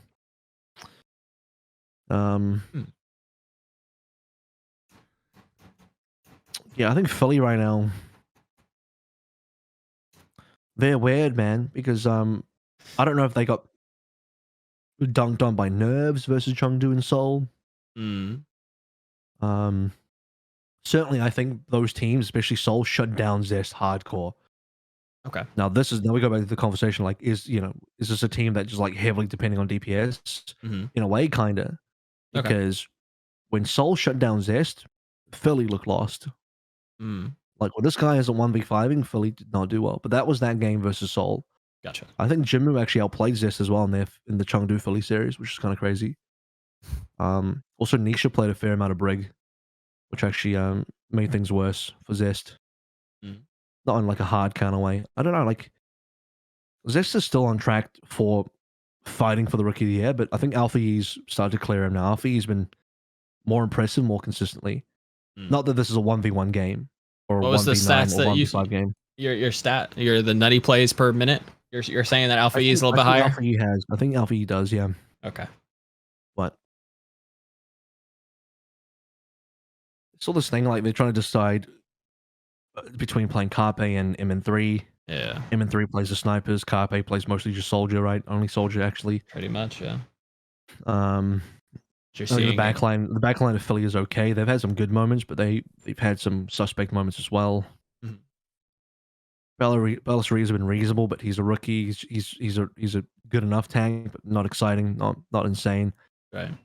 Fury's been good, but not super convincing. I actually don't like when Fury plays, not because of Fury, but because then you have to play this Reaper comp. Yeah. And I think Philly's biggest strength is putting Zest on Genji. Okay. Or Echo. And putting Zest on a Reaper feels bad. Just doesn't feel right. It just feels worse. Unlike Alpha Yi can still carry on the Reaper, it seems. Unlike Alpha Yi, Zest feels like he's quiet on the Reaper. Gotcha. That could be a team thing, like they're not enabling him enough. I don't know what it is. Maybe Fury's being too selfish and he's not enabling the Reaper and he's just bubbling himself. I don't know. I actually have to go back and watch that, but I think Philly do better on the Balisria comps, on the Winston comps, but that makes them far less flexible than Hangzhou, who can do it all. Would you say that Philly's like the weakest team here in APAC right now, playoff wise? Of the top 4, they are the fourth best team. Yeah, it feels like pretty clear, like pretty like certain that like Philly's probably here, and then maybe Shanghai's up here, like Shanghai like first, and then Philly fourth, and then maybe a mix. I think all the other 3 teams are close enough that they can win. Okay. So it's like Philly are probably the 4th best team, and the other 3 are having their own 3-horse race. Okay. Chengdu's obviously struggling. They're having hero pool problems. Daisy Gaga, that situation's not been resolved. Who's actually going to play the Zarya? Team still doesn't know. Right. Leave's not performing well on the Widow. Leave in general hasn't had that much success. And by the way, for all the brainlets out there that are like, Leave fraud MVP. Do you understand how MVPs work? He got his MVP for his performance last year, not this year. Okay, it's 2021 regular season MVP. They should understand because Fleta has also not been looking amazingly. On the fucking title of the MVP, he received the MVP for last year. It doesn't mean you're the MVP. You're the MVP from until the end of fucking time. It should have been fearless. Because like if we're going down that path and just get rid of all MVPs, it's actually meaningless now. Yeah. There's some real fucking brainlets out there who don't understand what an MVP is. Jesus Christ. Joe Nick's not even in the league. It's like, come on, man. Like, I don't know. They like to use his current performance as some sort of like dunk, like, caught you red-handed. Like, bro, remove all MVPs. Just remove all of them from previous history because all the past MVPs are somehow not relevant anymore, including Fleta, who's been benched. So, treat yourself to his stats. Leave is a fucking monster. And there are still games that Leave is carrying for sure. Yeah. Anyway, who's next? Guangzhou Charge, struggling but improved. I think they actually looked better this week. Okay. But, I mean, it's tough. It's tough days out there for Guangzhou Charge because they are relying on Choi Si-hwan again to hard carry. That's always going to be a difficult task for him to do. I think the tank line looks average now. I was starting to bat for them a little bit, but the longer we get, the further down we get, the more I'm thinking, nah, both Krong and Rio are just not having it at the moment. Yeah. Backline's pretty uninspiring as far as supports goes. Yeah. That being said, Farway's actually had some good moments. He pops up quite a lot. He shows his face quite a good deal in that kill feed. The best players are Choi Si-hwan and then Farway in that order. And the rest start to look a lot average. Yeah. I feel like Develop has his moments, but like he's mostly just absent now. And then we have Valiant, who got their historic first ever win. Part of this says more about Chengdu than it does about Valiant, to be honest with you. Okay. And that Chengdu's struggles just come to bear. But man, Valiant, especially led by Dia, who really is just such a North Star on this team. Never bench Dia. This guy is actually legitimately good as a player, like competing with the top players and holding his own. I don't consider him a top Sam, but he is competing against those guys and again holding his own, being competitive. No Hittle's doing some interesting Mei strats that I have to appreciate as well. And I appreciate that they're trying to innovate. And pun intended, they have a play called Innovation on their team as well. So who is playing the Mei? What it's worth, and that is that's one of his main heroes. Becky's been a sleeper hit. Like I think most people wouldn't thought Becky would be pretty fucking bad, but he's actually been pretty good. He's actually been a strong part of this team and actually complements Dia pretty well on that Soldier Genji duo. This is obviously one of the clear Zarya teams. Now this is this is even more of a hardcore Zarya team than the Dallas Fuel, because Sashin can pretty much literally only play this hero and that's it. So if you don't succeed in this meta, you will never succeed because their tank situation is bad. Yeah. Thankfully, though, Sashin is like the most hardcore Zarya one trick that they get away with it. Backline's reasonable, not very exciting, but just reasonable. Probably similar to the Guangzhou backline in many ways, but okay. You know, I don't know. As a team, I think they make up. This is one of those teams that I would heavily describe as more than the sum of their parts. Feels like it. Easily. They also play kind of weird. I'm kind of interested to hear your take on this. The bits of VOD that I have seen from Valiant, because I was also very interested in this Mei and maybe if NA could adopt it, but I've dropped that theory. It feels like Valiant play very slow. Every time they kind of lock in this Mei into the Zarya mirror, I'm always expecting them to like move forward, really try to abuse the fact that they have the Mei, wall people off. But they kind of just sit around and wait, and it kind of works. Like they're very like reactionary. Yeah. Is that a fair read or no? I don't know about that. Okay. I mean, they definitely can be slow, but not that it's a bad thing. It's just an idea. I don't know if I've personally seen that. Okay. I feel like they know what they're doing with the Mei. They know how to like walk in and do stuff. Sure. But also, their Mei players have been super clean on the right clicks. Yes. Innovation has been quite good. Both Becky and Innovation, but especially Innovation, he really knows his right clicks. Like, he's hitting those very often. So they can do a lot with that. And now I have to say, the Mei Zarya is like a shitty Reaper Zarya, but with higher peaks, because you can just dink somebody with the right click. Yep. And you can just wall somebody off and just run at them. Yep. But the neutral is kind of crazy because you can definitely wall the strength of Mei is very sprint heavy, and the opening sprint of Mei is strong because you wall somebody off, you run at them with left click, and you can maybe get the kill. The Reaper is more of a marathon than a sprint. Yeah. In that matchup for sure. But yeah, I mean, I think Valiant have the opportunity to win more. It depends heavily on the meta moving forward. If Zarya cannot be played and is not good, I fear for what Valiant can do. So yeah, they have their first win. I would hate to see this being their only win. Yeah. That way. Agreed. He said. What's your APAC recap? Thank you, sir. How about them Preds? We do some Preds. Let's go. There's 2 ways we can do this. You guys can just all copy my homework, or we can just like make some shit up. Kind of interested to see if like we view these differently, because I feel like we're probably all on the same track. I have a funny feeling. This is actually kind of a hard Pred, because I think out of the 3 top teams, there's a lot of 50-50 potential in there. Okay. Okay. AVRL's top, so start us off. I'm not just saying that so I can copy you. I mean, I'll go first if you want me to. I'll go Spark. I mean, yeah. I've got Spark locked in 3-1. They're preying on the easy rematch. Yep. Some would say like this gives Fusion the rematch, but I think Spark made more mistakes in this matchup despite winning, if that makes sense. Which means there's more for Spark to actually come back and win on. Yeah, I'm willing to go 3-1 here for sure. Ditto. A lot of same points for me. Spark look more consistent across the board. Philly got juiced up by week 1, beating up on a Shanghai that had some logistics issues, and Charge, who looked like ass. Did score some maps though, so it did improve. But yeah, Spark seemed like the better team across the long stretch of things.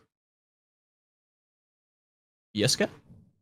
Wait, I gotta have the ethos sing to me. Okay, channel it. Yep, hit the DMT. The binaural beats. Yep. Get them in there. Was walking in Memphis. Yo, I want to say Philly. So riddle me this, Mr. Astrologian. I appreciate it. He went for something different. Yeah. Didn't The you team say that Seoul shits the bed. 3-0 Yes, he Philly, did. and you predicted that, now Correct, you're my friend. predicting Philly. Yeah.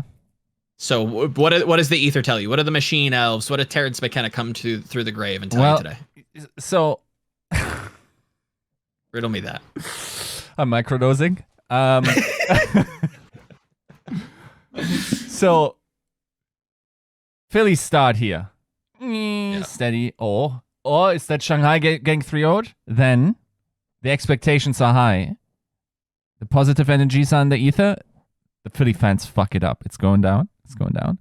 It's the Philly fans. Okay. Philly fans are like, the quantum realm is being influenced. Bad Pachimari is like, I'm not going to trust this team ever again. So he spreads against it. There we go. They figure it out. Gameplay reason being, they once again bring it back onto their old level. Now the problem really here is I'm not sure if even like a prime zest is enough for this alpha year. First pick, by the way. First pick. Just saying. Just saying. Throwing it out there. But that's also the rebel in me that just wants to see Zest curb stomp alpha year. The rebel.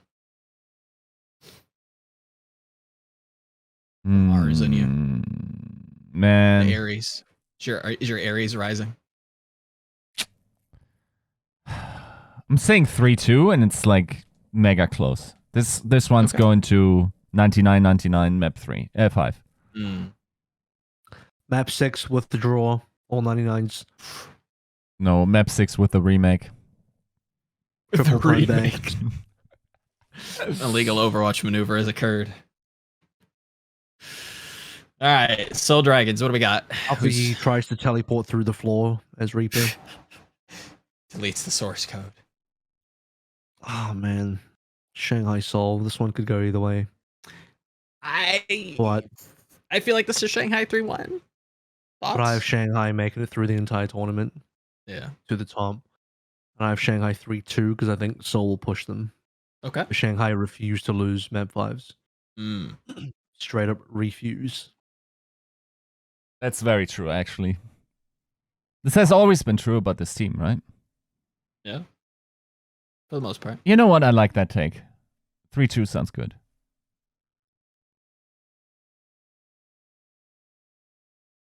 Where to next? You got to say what you want?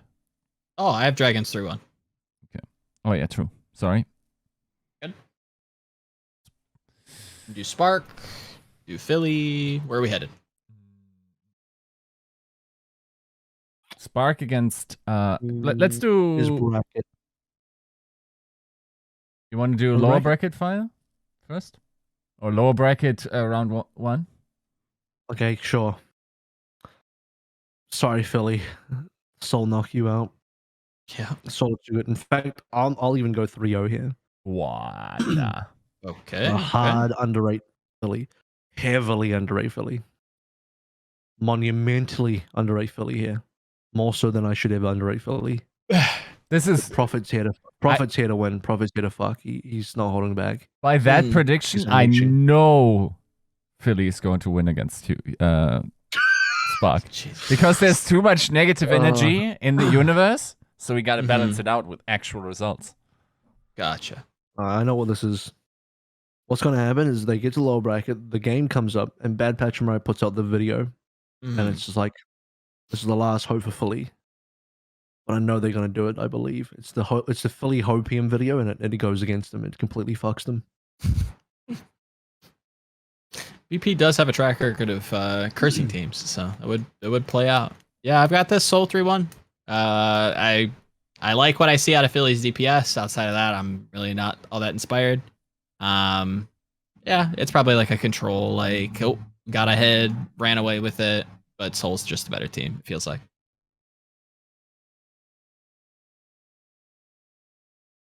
We got Spark down there. Spark Soul. Oh shit. Crazy result. Man. Keep sleeping on Prophet. Wake up to a nightmare. Jesus. the fucking, what is that? 2019, 2017? Oh, Jesus, even later. Yeah, that was Apex Season 4 final. Was that? Yeah. Thought it was after. I thought it was the MVP discussion, but No. Huh. Already before that.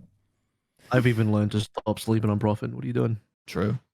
Haven't though. I think he's also currently in fucking nuts form, dude. Like, holy fuck. Actual crazy. He also does it on both, bro. Like, he brought out the Genji, look cracked, brings out the Tracer, looks cracked. Like, dude's fucking different, man. 5 years in, he's still, like, among the best in the world. It's just insane. He's actually a legitimate top contender that I'm even saying, like, this is he's putting on, like, MVP level performance for a guy that's 5 years deep.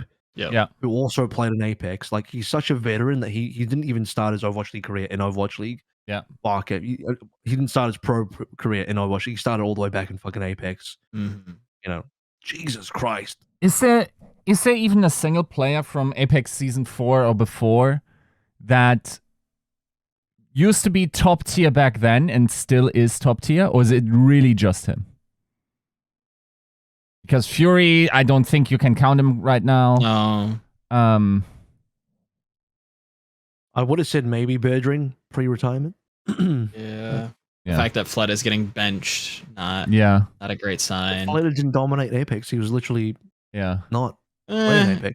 Like he definitely was. Good, yeah. Yeah, I mean, he was very good. Yeah, I know, but okay, whatever, sure. But I'm just saying his team sucked. But yeah, you're not gonna hear an argument there. His team's ass. He was good though. For the kids that were still yogurt when Apex was played, Fleda back then is what Choice One is now. I would say magnitude higher, personally, but in terms of carrying their team and all that kind of stuff. Choice One is once again putting in overtime. He understood the assignment, but nobody else on his team does. The problem is, you have Yaki and Decay, but both Kongdu and C and MVP space were kind of average teams. Yeah. Also, Decay didn't join the league until he was old enough. True. Yeah. Huxall's gone. You know, Decay is probably the closest thing to the definition that we have. And Decay is not close to Prophet at the moment. No. Because, like, Decay has these off games. Prophet just doesn't. I have it. I have the answer. Okay. Session. Shut up. About an NC Foxes. That's my friend. Call me Lord. I can't wait for this to go to like a Winston meta. Him to be like, oh. Yeah. No. No, there isn't. There isn't. He's the longest. Legitimately, it probably would have been Striker. Yeah. Rox Orcas. Yeah. That was the Challengers team. That wasn't even. But he didn't even dominate Apex. Here's the problem. The people that dominated Apex are not good. There's only one player that has both dominated Apex and is still playing at the literal top level now. Is one of the best players. It's just Prophet. It's only Prophet. Yeah. Only person. That's it. True. Yep. Yeah. That's why he's the GOAT. Yeah. No. We'll hear otherwise. I still think, like, I really like the look that Smurf had. That I think it's currently a trifecta of people that I trust to have, like, very good main tank and then also, you know, in the back pocket, a really solid off tank. Zarya situation more clearly, right? And that's Smurf, that's someone, and I believe it should be Reiner. Okay. So, what's your scoreline? 3 what? 3. You saying 3-2? Like, you're eliminating Hangzhou from the tournament? Yes. No way. Yeah. Bro. He's eliminating Hangzhou from the tournament. Overfeeling. That's also a classic, like, to 6-0 your stage and then shit the bed immediately. Well, they didn't 6-0 their stage. They can't be cursed. Thank God. True. Spark Dragons. No, I have Dragons going all the way. Yep. 3-1. 3-1 me, baby. Oh. This is where I'm like, okay, Shanghai like wills it across the game 5. Control, just fucking, who are you? Hits him with the Apex MVP title. Little flex, and they skedaddle out of there. I think this is gonna be close, but what the fuck do I know? I haven't caught up with Apex. So you could almost consider Who Are You to be in that Prophet discussion. Who Are You took such a long break in the middle. He didn't play Overwatch League, didn't have any games in Whitehall, didn't do anything last year in Shanghai. That, like, despite being really good now, really good in Apex, that middle area is just one big black hole. Whereas Profit the entire time dominated. Okay, you And could it's like argue on during one Goats. hero. You could argue during Goats he didn't dominate, but like for the most part, Profit was good every other year. And even in the year he didn't dominate, he still was like good. Like statistically, even if we pull up like the numbers, like he was still pretty high rated. What's your scoreline for that match, Joe? I have a 3-2. This is game 5. Shanghai wills it across the line. They don't lose. Okay, And Shanghai are the most generous team. They're the most generous Ponzi scheme team ever, where like they give you a lot, but then they take away from you at the end. Mm-hmm. You know, What does the ether say? Nah, I'm all Is there out a of lot hot of takes. This is 3-0 Shanghai.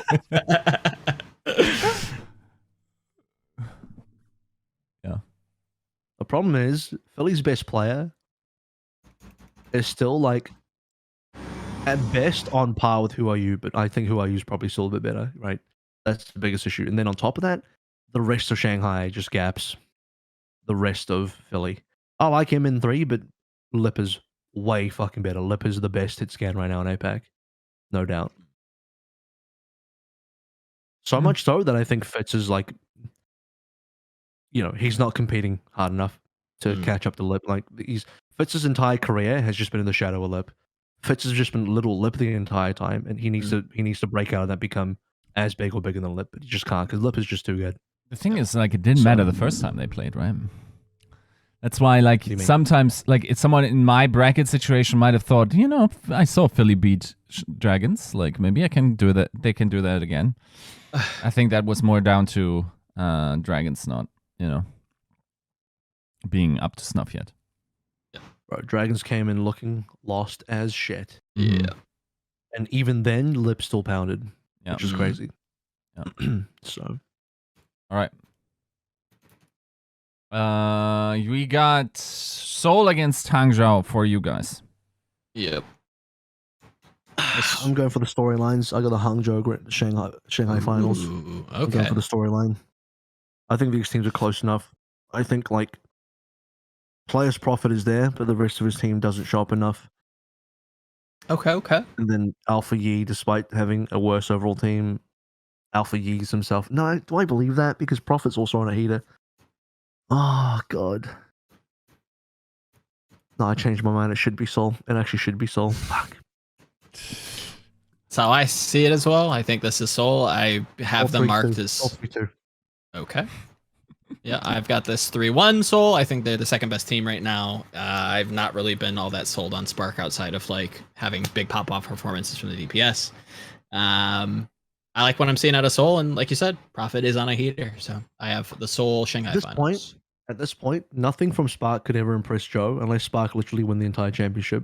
I mean, yeah, that would be a start. Would be a start. You fumble the bag too many times. I don't know. Game 5 against Philly? Shangun actually goated. Shangun knows what he's done.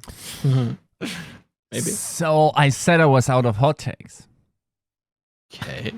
And I am. This is Seoul. This is this must be Seoul, I think. I don't know. I like their look. At the same time, like, yeah. I think this probably 3-1.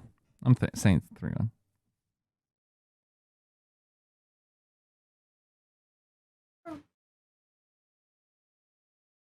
To the finals. Oh, Avril, are you still sticking with Seoul? Mm-hmm. Okay. So we took a little bit of a divergent path, but we all arrive at Shanghai Seoul. Mm-hmm. Pretty much.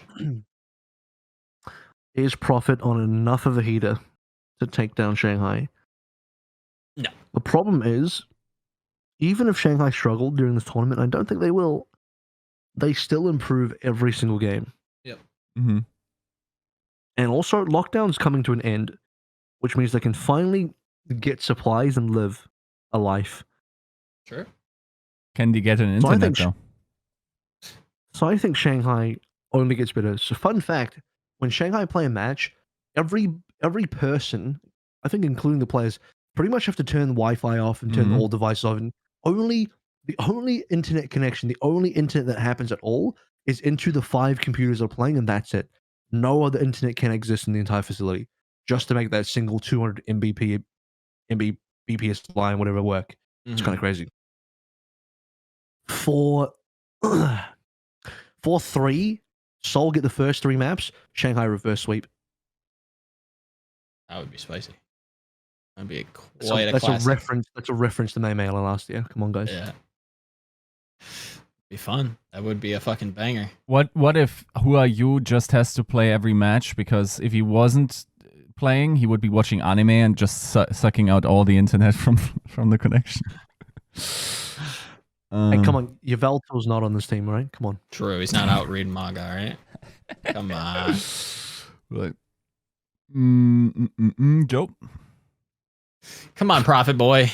Go Seoul. No, I think this is Shanghai. I think they're the best team. I agree with AVRL. They have improved from week 1 quite heavily. Again, from the limited research I've done on APAC. Yeah, look like the best team. I don't think it's by a long shot. Like, I think this is competitive. So I'm saying 4-2, but I think Shanghai across the board is the better team. Fallible in some areas, but for the most part should be considered the favorite. Yeah. Yeah, I said I was out of hot takes, but I'm not. This is it. This is it. You said that 3 times, dude. It's that 4-3 Seoul. Oh. It's happening. It's happening. Coming home. And this is a hard carry. This is a... Can you hard carry against Shanghai, though? This is a 2 map deadlift performance by Prophet. Okay. And how do I finagle this? I think honestly, like, Shanghai has kind of a main tank problem. They have the same problem that Dallas might be running into. Mm-hmm. I think I trust both of those players less to figure it out than I do Hanbin. Okay. Honestly, you know what is absolutely fucking insane to me? And I say this as a Fate stan, right? Okay. But how the fuck do you have someone on your Contenders team and buy the tank from the Florida Mayhem and let the guy that is very clearly Fate 2.0 go to the other team? How is that possible? Wait, who's Fate 2.0? Someone. Oh. Nah, man. Nah. You think they fumbled the bag? Bro. Think Shanghai was scrambled it? someone, dude? They chalked it? That now... Why would you take someone over Fate Void? Because someone is a better player than Fate. Maybe in the future, but not at the time that someone was signed to Florida. Not that exact moment in time. Also, I don't know Team why I'm CC making heavily- whale sounds, but it seems appropriate. Team CC also kind of got dunked on a little bit in Contenders. Right. So someone's stocks were kind of low. Bro, you can't be shitting on Moon for this when fucking 19 teams probably didn't look at someone. That's Only true. Gumba looked at someone. Yeah. Yeah. But does it not Like, look this like is- it's true right now? This is one of those like potential Tom Brady moments where fucking every other franchise couldn't be fucked, but then one person saw him. You know what I'm saying? Like, Yeah. 6th round draft pick was what we're talking about for this guy. Mm-hmm. I promise you, like, maybe he got trials on other teams, but they didn't take him seriously. Only Florida took him seriously. I bet you. Yeah, probably true. Yeah, I don't know. I feel like, of course, this is super hindsight based, and I don't know how he trialed or what his condition directly were. I think this kid is like hyper talented. I think this kid is also like seems to have a great attitude about it. Mm-hmm.